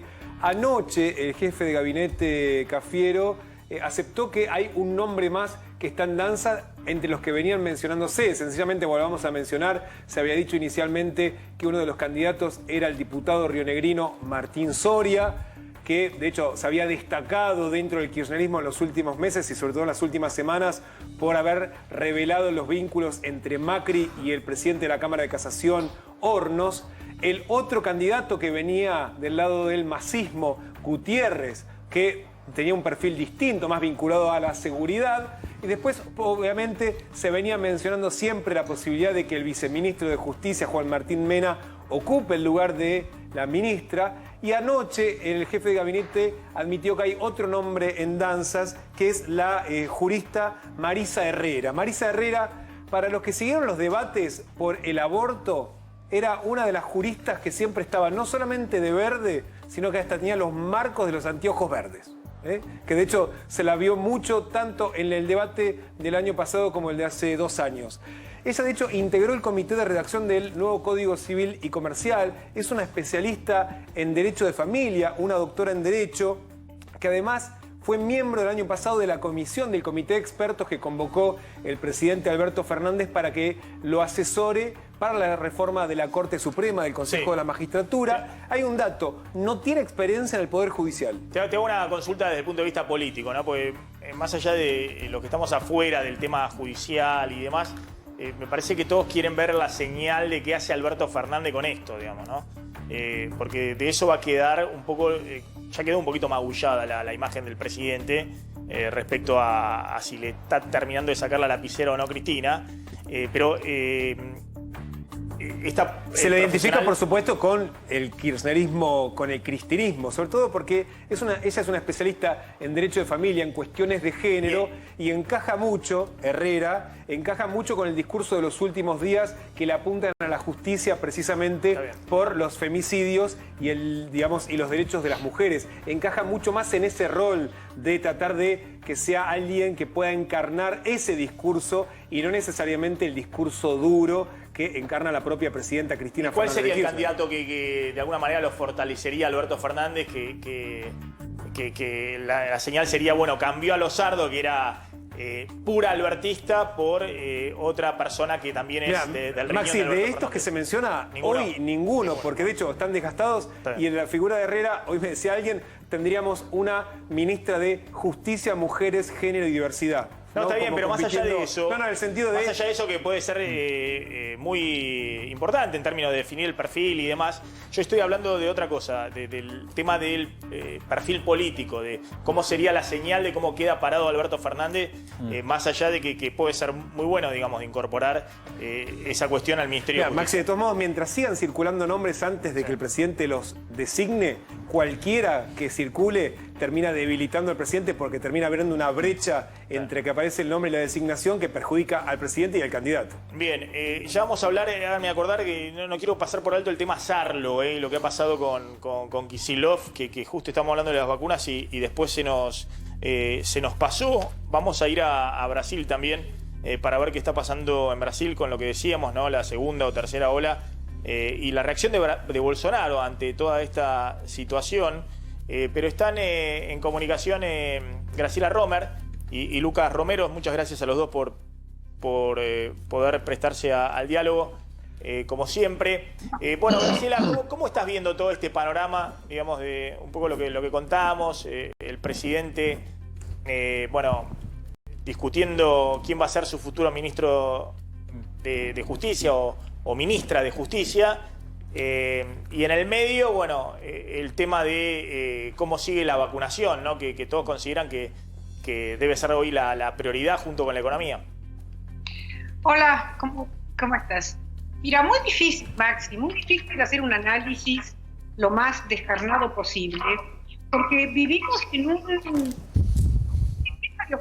etapa de federalismo global, pero en el caso de la República Argentina, en honor a la verdad, los sistemas de bajo nivel de transparencia son enormes. Vos preguntabas recién, o estaban hablando recién acerca del perfil, digamos, profesional de una de las, no recuerdo el nombre, de la ministra. Marisa Herrera.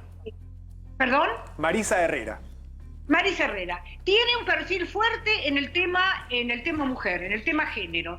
Pero esto es apenas un problema serio del sistema judicial argentino. Entonces, en realidad, cuando vos preguntás, digamos, cómo hacer un análisis en términos de si aporta, no aporta, debilita, no debilita, fortalece, no fortalece, lo que tenés que entender es el para qué. No existe, digamos, un nombre, ¿no es cierto?, una propuesta que no responda básicamente a un para qué y ese perfil deseado, ¿qué sentido tiene? Yo lo que siento es que estamos en una enorme confusión. Si hay algo que caracteriza, no me llamó tanto la atención esta ofensa y esta reacción positiva, por supuesto, respecto de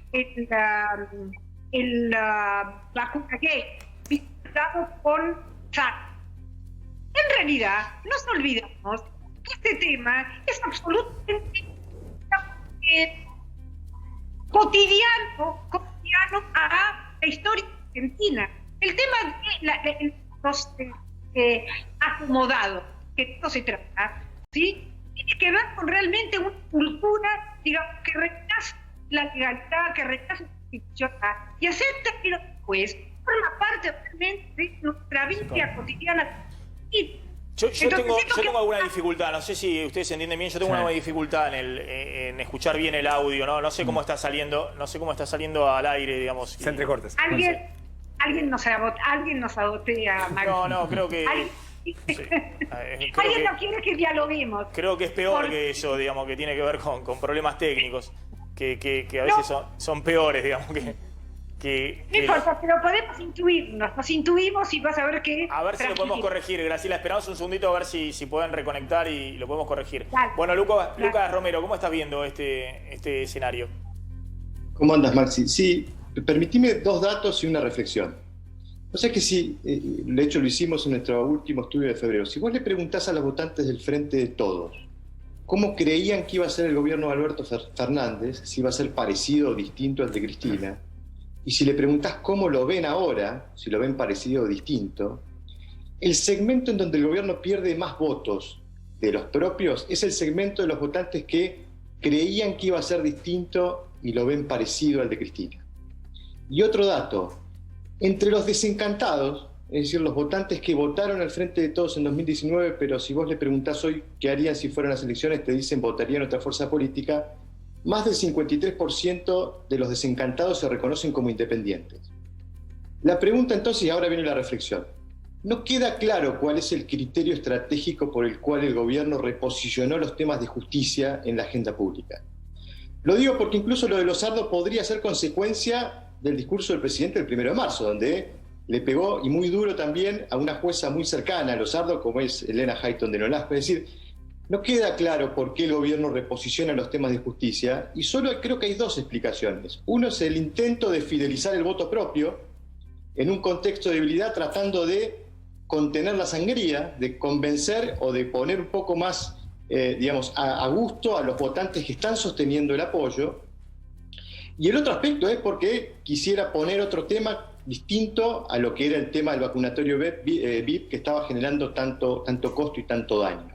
Pero la verdad que el criterio estratégico por el cual se ha reposicionado el tema de la justicia no es un criterio conveniente para el gobierno, y flaco favor sería el gobierno si pretendiera que los votantes fueran a votar en estas elecciones un poco interpretando que lo que están haciendo es decidiendo si Cristina es culpable o inocente, ¿no? Me parece que es un tema muy poco conveniente para la agenda, siendo que lo reposiciona el gobierno, y creo que esto de Losardo le agrega mucha más incertidumbre y se vuelve muy relevante la interpretación que se haga del nombre que la reemplace, ¿no? Porque eso va a definir un poco cuáles fueron las motivaciones por las cuales Losardo se tiene que ir del ministerio. Sí. No, acá el punto, hoy a la mañana estuve con un integrante del gabinete, Maxi, personalmente. Más cercano a Alberto Fernández. Pero estás todos los días con integrante de no, gabinete. Es el... todo. Bueno. Yo no veo un integrante de gabinete hace 1 año y medio. Acá el tema antes, es que... Antes de que fueran funcionarios. Antes de la pandemia, sí. El Ministerio de Justicia... Antes de que fueran funcionarios, antes de que asumieran. Nada que ver con el Ministerio de Justicia, ¿no? Pero es información. El Ministerio de Justicia lo maneja Juan Martín Mena. Por eso, entre otras cosas, se va a Losardo, porque estaba pintada. El tema es si el nuevo ministro o ministra de Justicia va a estar como Losardo, que se va porque estaba de pies y manos atada, o va a tener un rol. Eso por un lado.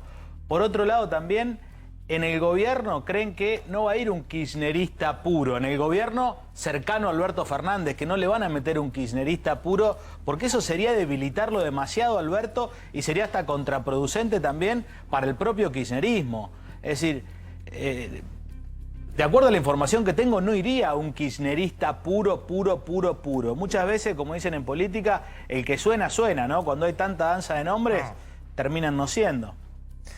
La situación es inédita, la verdad, que por un lado se revele que la ministra está agobiada, que después pasen tantos días donde ya está la renuncia presentada y no haya reemplazante. Evidentemente hay un problemita, digamos, de resolver quién es el reemplazante.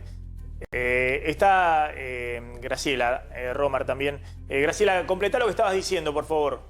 No, a mí lo que me parece es que estamos realmente como jugando con figuras, cuando en realidad habría que jugar con estrategias. Y esto no es lo que está pasando. Y no está pasando en el campo de la reforma del sistema judicial, no está pasando en términos de políticas públicas vinculadas con temas realmente importantes del gobierno nacional, y no está pasando con el manejo sanitario de la pandemia. Lo que ha sucedido con el tema del COVID Gate, digamos, o del vacuna Gate, en realidad es la expresión, gracias realmente a los medios de comunicación y gracias a algo que yo muchas veces denosto que tiene que ver con la influencia negativa de las redes sociales, pero en este caso han puesto en evidencia de manera dramática un fenómeno miserable porque se ha ligado claramente con la muerte, ¿no es cierto?, y elegir quién muere, si muere otro o muere esta especie de categoría sociológica, ¿sí?, que se llama los amigos del poder. Estos son los que cualquiera de nosotros, en nuestra propia historia y en la historia de la gente conocida, sabemos que no hay un trámite oficial que se pueda hacer si vos no sos un acomodado. Y en este caso ha pasado lo mismo. Yo creo que muchos cuando comenzó la pandemia pensábamos, idealizábamos mucho acerca de cuánto esta catástrofe, digamos, nos iba a incidir planetariamente para producir lo mejor o lo peor de nosotros mismos. Y lo mejor de lo peor tiene que ver con tratar de tomar conciencia que somos una raza humana y miembros de una misma comunidad planetaria y colaborar en consecuencia, o volver hacia atrás, ¿no es cierto?, al tema de nuestro comportamiento predatorio, como tuvo, digamos, el ser humano antes de convertirse en ser humano. Entonces, en realidad, lo que vimos con el COVID, ¿no es cierto?, con el vacuna gate y el ofrecimiento, digamos, parcial a figuras conocidas, o yo creo que eso fue una excusa. Y no quiero decir que no haya existido una campaña en un momento en que ciertas vacunas estaban siendo altamente cuestionadas por la sociedad. Aquí y en otras partes del mundo ha habido campañas referenciales, campañas testimoniales, tendiendo justamente a que la gente se identificara con ciertas figuras digamos, valoradas y conocidas de la población. Pero pareciera que esto no fue una campaña transparente, como sí sucedió en otras partes del mundo y como ha sucedido, digamos, en la República Argentina. Yo he participado de campañas testimoniales. Lucas debe haber participado también, digamos, como consultor en campañas testimoniales. No fue el caso, me parece a mí. Creo realmente que acá lo que ha pasado, se ha reeditado, ¿no es cierto?, el mecanismo perverso, ¿sí?, y realmente miserable, de los favorecidos por el contacto realmente con los poderosos. Graciela, te agradezco tanto Lucas Romero como Graciela por estos minutos, siempre es interesante escucharlos. Vamos volando a la tanda, ya volvemos.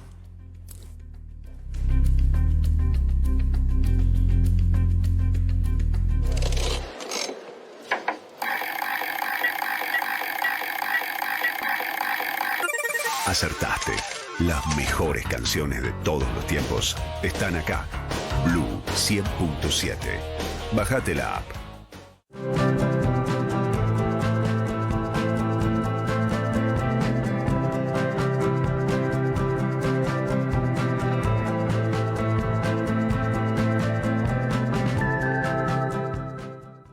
De día y de noche, Paño Pet tiene la solución. Paños sanitarios con gel absorbente, atractivos para tu perro. Son ideales para departamentos porque reducen olores. Acertaste. Las mejores canciones de todos los tiempos están acá. Blue 100.7. Bájate la app.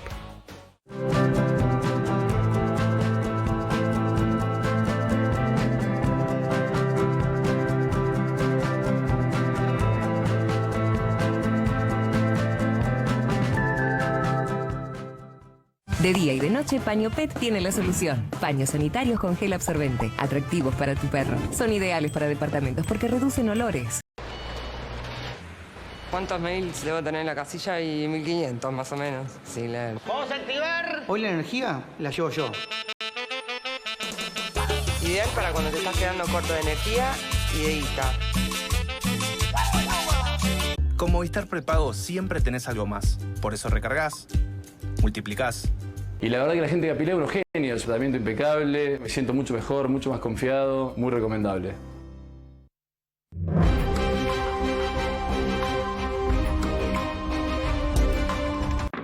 Soy Romina Mangue y estás en A24. Alguna vez, Borges y Cortázar vivieron aquí. Hoy, como un imán, congrega jóvenes escritores, músicos, cineastas y artistas. Palermo. Y ahora con la nueva sucursal Bulnes de Adrián Mercado. Super fin de semana Coto. Hasta el domingo tenés 3x2 en todas las golosinas que podés combinar como quieras. 70% de descuento en la segunda unidad, llevando 2 productos iguales en marcas seleccionadas de galletitas, Lay's, Villavicencio, papas congeladas McCain, Frigor, en lavavajillas y en todos los pañales. Y 3x2 en vinos finos, espumantes y champañas que podés combinar como quieras. Encontrá todas estas ofertas y muchas más en nuestras tiendas y en cotodigital.com.ar. Te presento a Duplex. Con este jabón líquido, las manchas se extinguen cual Tiranosaurio Rex. Te deja un aroma riquísimo, como un perfume de Free Shop. Arre. Yo duplico mi ahorro con Duplex. ¿Y vos? Duplex, Duplex. Duplex, duplica tu ahorro. Canon es mi colchón. Oh, oh, porque con Canon me renuevo. Ningún otro es el que quiero. Canon es mi colchón. Oh, oh. Hola, soy Marcos. Quizás me recuerden de las propagandas de Galicia. Bueno, ¿cómo no me van a recordar? Mira qué semblante, ¿eh? Bueno, quería recordarles algo que quizás no recuerdan, y es que pueden elegir cobrar su sueldo en el Galicia. Y si lo hacen, tienen adelanto de sueldo a tasa cero por un año o 12.000 puntos quiero para canjear por lo que quieran. Como ahorros en supermercados, combustibles o viajes a cualquier parte del país. Listo, ya les recordé. Conoce más en bancogalicia.com. Galicia. Una persona sembró maíz, trigo, arroz, y así la humanidad pudo crear todo lo demás. Pero ¿quién hubiera dicho lo grande que iba a llegar a ser la civilización? La agricultura tiene que cambiar, y lo está logrando. Somos Corteva AgriScience, y estamos para apoyar a las personas que nos alimentan. Con semillas más fuertes, protección de cultivos precisa y avances en agricultura digital, estamos acercando a la próxima generación de la agricultura a la próxima generación de productores. Corteva AgriScience. Sigamos creciendo. Llega el Electrofest a Cetrogar. Este lunes, martes y miércoles. Enchufate las mejores ofertas de celulares, heladeras, notebooks, TVs, cocinas, gaming, lavarropas y mucho más. Te esperamos en nuestras sucursales o ingresando a cetrogar.com. Aprovecha envíos a todo el país. Cetrogar, acompaña tu vida. Las SUVs pasaron muchas fases, pero la nueva Tracker no solo inaugura una nueva, cambia las reglas del juego. Nueva Tracker con motor turbo, Wi-Fi, 6 airbags y frenado de emergencia. A partir de ahora, esto es una SUV. Esto no es otra plataforma de streaming. Esto es lo que extrañas. Lo que amás. Lo que estás esperando. Esto es lo que no podés ver en ningún otro lado. Esto es escapar de tu rutina y dejar que Bob cuide a los niños un rato. Esto es historias únicas, estrellas icónicas y una montaña de entretenimiento. Esto es Paramount Plus. Ingresá ahora a paramountplus.com.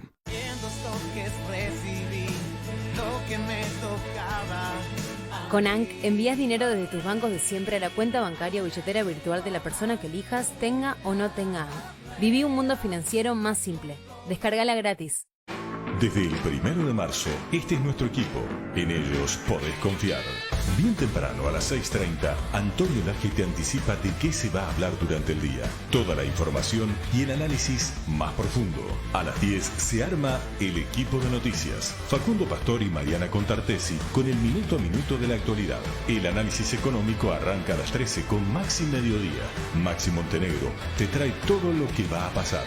A las 15 comienza un clásico. Mauro Viale, el auténtico, los personajes del día y las claves de la actualidad con información exclusiva. A las 18 llega ella, la única, Viviana Canosa, una mujer fuerte y apasionada con una mirada personal. A las 20 es el turno de Novarecio. Entrevistas, análisis e información con el estilo inconfundible de Luis. A las 22, sin concesiones, llega Romina Mangel. Investigación, entrevistas y actualidad con el sello personal de Romina. Los viernes a las 22, GPS con Rolando Graña, un periodista que le pone el cuerpo a la noticia y te ayuda a entender la información. Y a las 23 es hora de decir basta.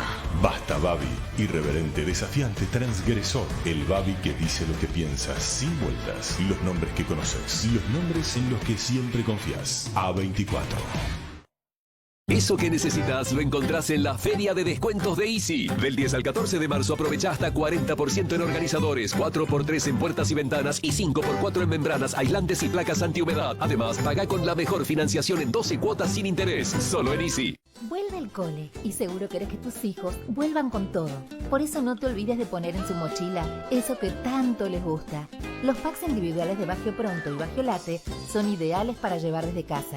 Ya sabes, este año con jugos y chocolatadas Bagio, dale una vuelta a tu vuelta al cole.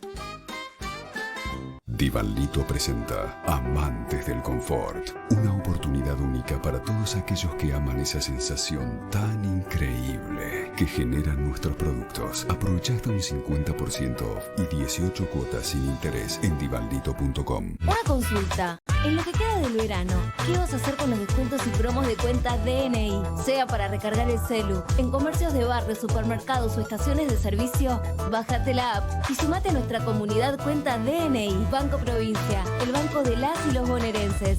Una persona sembró maíz, trigo, arroz, y así la humanidad pudo crear todo lo demás. Pero ¿quién hubiera dicho lo grande que iba a llegar a ser la civilización? La agricultura tiene que cambiar, y lo está logrando. Somos Corteva AgriScience y estamos para apoyar a las personas que nos alimentan. Con semillas más fuertes, protección de cultivos precisa y avances en agricultura digital, estamos acercando a la próxima generación de la agricultura a la próxima generación de productores. Corteva AgriScience. Sigamos creciendo. Desde Musimundo no sabemos si va a tener las clases en pijama o guardapolvo, pero sí que todo lo que necesita para volver al cole lo encontrás acá. Aprovecha hasta un 20% off y hasta 18 cuotas sin interés en la mejor tecnología. Este año, las clases empiezan en Musimundo. Te va a sonar un poco raro, pero lo cierto es que entre este yacimiento y vos hay mucho en común. Porque tanto los argentinos como este pozo de gas tenemos adentro la energía que hace falta para salir adelante. Una energía que parece invisible, hasta que aparece esa chispa que la hace brillar. Una energía que nos enciende, que nos mueve, que nos da el temple para superar las dificultades y nos forja para seguir a pesar de los golpes. Por eso en Pampa Energía estamos comprometidos en seguir invirtiendo para extraer y producir gas natural para toda la Argentina. Porque hoy más que nunca tenemos que sacar esa energía que tenemos adentro. Pampa Energía. Invertimos acá porque somos de acá.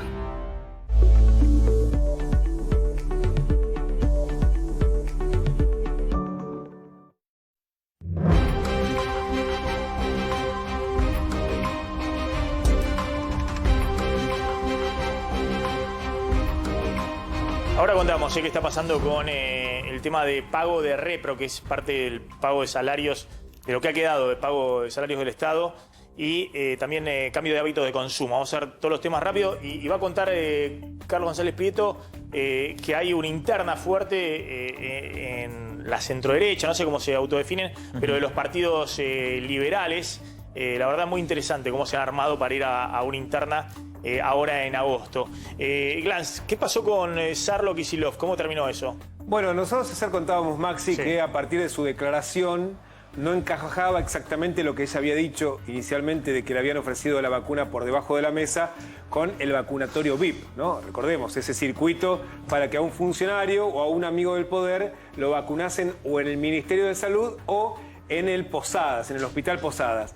Que había dicho ayer, habíamos contado, que mostró unos mails, unos intercambios con su editor, con Carlos Díaz, de Siglo XXI, donde efectivamente Díaz le había ofrecido formar parte de esa campaña que se estaba armando en enero en el gobierno bonaerense para generar confianza en la población con la Sputnik V. Recordamos, en el medio de esa campaña donde también había habido desde la oposición denuncias sobre envenenamiento supuesto de la población.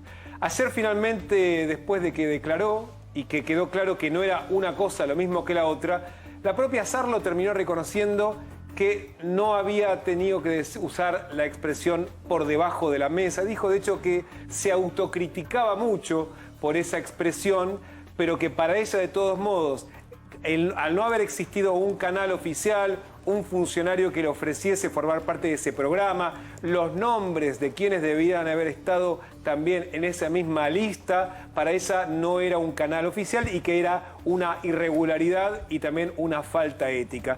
Esto es lo que dijo la Beatriz Sarlo. De todos modos, el gobernador bonaerense Kicillof la acusó, al igual que su pareja, de haber precisamente haber intentado mancharlos, enchastrarlos, y de hecho fue sumamente crítico con la propia Sarlo y contó que efectivamente se había querido convocar como a otras figuras reconocidas para tratar de generar confianza en la vacunación. Discúlpame, es interesante ver qué va a decir la justicia respecto a esto, porque se mezclaron todas las cosas, me parece, ¿no? Una cosa es la investigación que tiene que llegar a fondo de las vacunas VIP, del vacunatorio VIP, del Ministerio de Salud, con Berbisky y demás, que efectivamente era todo, no se hacía público, era algo que se hacía porque llamaba el amigo, tenés la vacuna, vamos, nos vacunamos acá.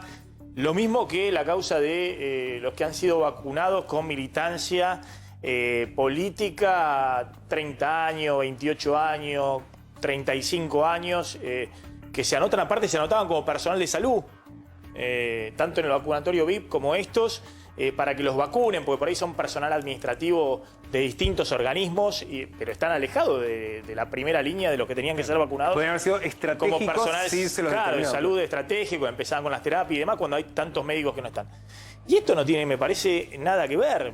Esto era una campaña de vacunación que querían hacer justamente con personas reconocidas y famosas. De mi punto de vista, a mí no me gustaba, digamos, si se hacía ese tipo de campaña, porque podía dar lugar, pero es cierto que en su momento se discutió mucho respecto a la vacuna Sputnik, si había miedo para ponérsela o no, y por eso estaba bien que, así como ocurrió en Estados Unidos, que Biden se dio la vacuna, bueno, se dieran acá la vacuna en su momento. Lo hizo el presidente, la vicepresidenta. Se dieran la vacuna a Kicillof y demás.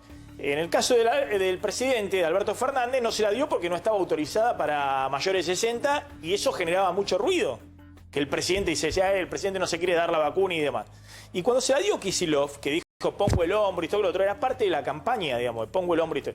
Yo dije, bueno, mirá, ojalá pudiera dármela yo la vacuna, pero obviamente no podía porque no estoy dentro del grupo de riesgo para darme la vacuna, pero era una campaña que Kicillof quería impulsar y convocaba personas conocidas para eso. Y me parece que en el mail queda claro que las convocan a hacerlo, y es más, está tan claro que es algo distinto, lo opuesto a lo de Berbisky y demás, que justamente Sarlo no es amiga de nadie y no le estaban convocando por ser... la buscaban precisamente porque no era amiga. Claro, justamente porque para que no quede que la vacuna con la Sputnik era la vacuna del oficialismo, digamos, ¿no? Sino que sea para toda la población. Pero bueno, me parece que se generó toda una confusión. Tu pregunta, Maxi, sobre qué va a pasar con el testimonio de Sarlo en el expediente, nada. Porque ahí se está investigando lo que pasaba. Y ella misma dice que no fue por debajo de la mesa, porque justamente lo que había generado mucho interés era si efectivamente estaba dentro de este juego que te decían, che, te convoco, ¿querés la vacuna? Bueno, la vas a tener y esto que lo otro. Y en este caso no era es más, contá que te diste la vacuna públicamente ante las cámaras y demás como una forma de alentar a la gente que se vacune. Porque efectivamente a fin del año pasado, en enero, no había la desesperación de la gente por vacunarse, había mucha gente que no se quería vacunar. Porque también es cierto que había varios comunicadores que estaban hablando muy mal de la vacuna y en particular del Sputnik, ¿no?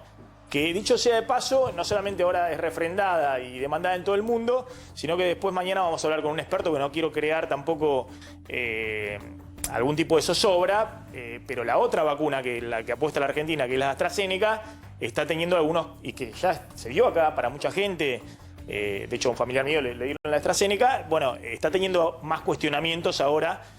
Hay la información de 6 países europeos que están... que suspendieron la aplicación. Claro, pidiendo revisar a ver qué pasa por algunos efectos adversos, pero mañana lo vamos a tratar con un experto. La tengo 2 minutos a Marta Bruno en Brasil. Marta, ¿qué tal? ¿Cómo estás? Hola Maxi, ¿cómo estás? Gracias por la invitación una vez más. Bueno, Marta, brevemente, hay una situación dramática en Brasil en este momento con este récord de fallecidos en el día de ayer y también la reacción de Bolsonaro, ¿no? Bolsonaro ha dicho por ahí, no sé si tenemos la declaración, que ha sido modelo, a ver si tenemos ahí la declaración, pero bueno, sigue negando que Brasil sea un caso especial o que tenga problemas especiales para afrontar la pandemia. Fuimos y somos inalcanzables desde el primer momento en la lucha contra la pandemia. Desde el inicio, con el rescate de los brasileños en Wuhan, en China, fuimos un ejemplo para el mundo, dice Bolsonaro. Pero bueno, ¿cómo está la situación en este momento? La situación en Brasil es la peor desde el principio de la pandemia. Imagino que ya haya dicho eso varias veces acá, que la cosa se está empeorando progresivamente.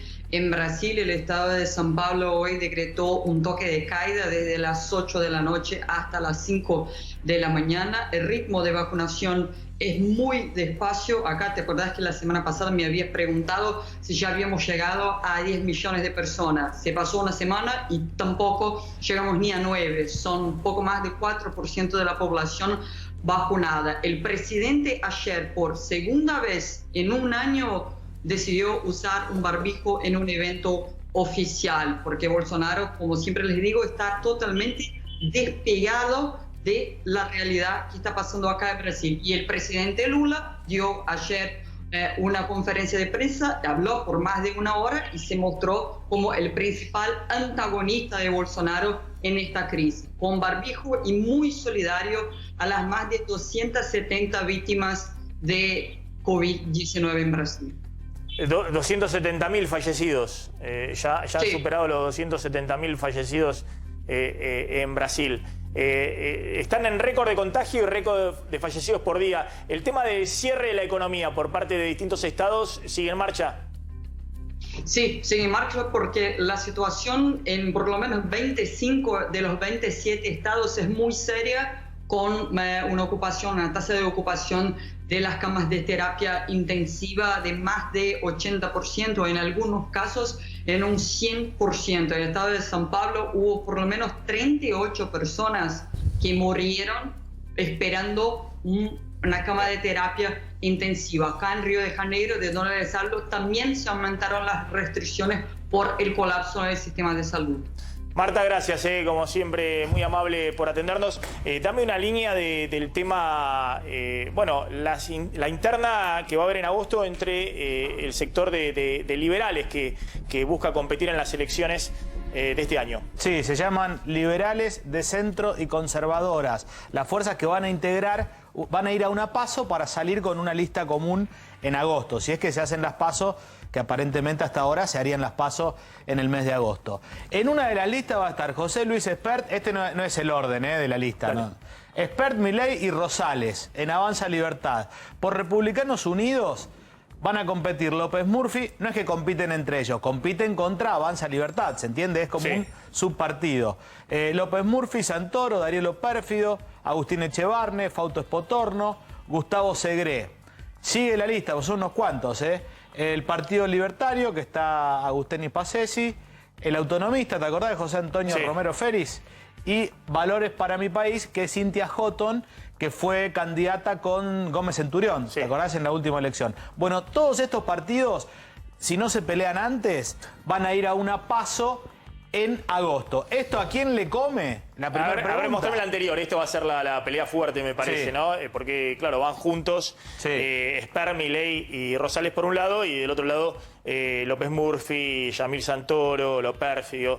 Bueno, me parece que esa es la pelea fuerte en términos de votos. Entre esos dos partidos va a quedar configurada la lista final que va a ir a las elecciones de octubre. Digo, esto preocupa un poco a Cambiemos porque come directamente en el electorado más duro, ese electorado al que se dirige Patricia Bullrich. ¿Roque Fernández? No. Parece, ¿no? Parece. No, parece Roque Fernández, pero y un no. barbijo, che. Por ahí no creo, porque ¿qué haría ahí? Por ahí me equivoco. Pero bueno, esta idea de que se plantea, bueno, que le van a sacar votos a Cambiemos, son funcionales al kirchnerismo, yo sé que hay mucha gente que piensa eso y demás, pero bueno, con esa lógica, entonces nunca podés construir un partido político y competir porque va a juntar mucho. Claro, era como la época al revés, cuando estaba el kirchnerismo en el poder, que cualquier cosa... que cualquier cosa que se le abría por izquierda al kirchnerismo era funcional a la derecha. Pero además en una legislativa también esa excusa queda muerta, porque en la legislativa entran todos al Congreso. De eso se trata. Vamos a la tanda, ya llega Mauro.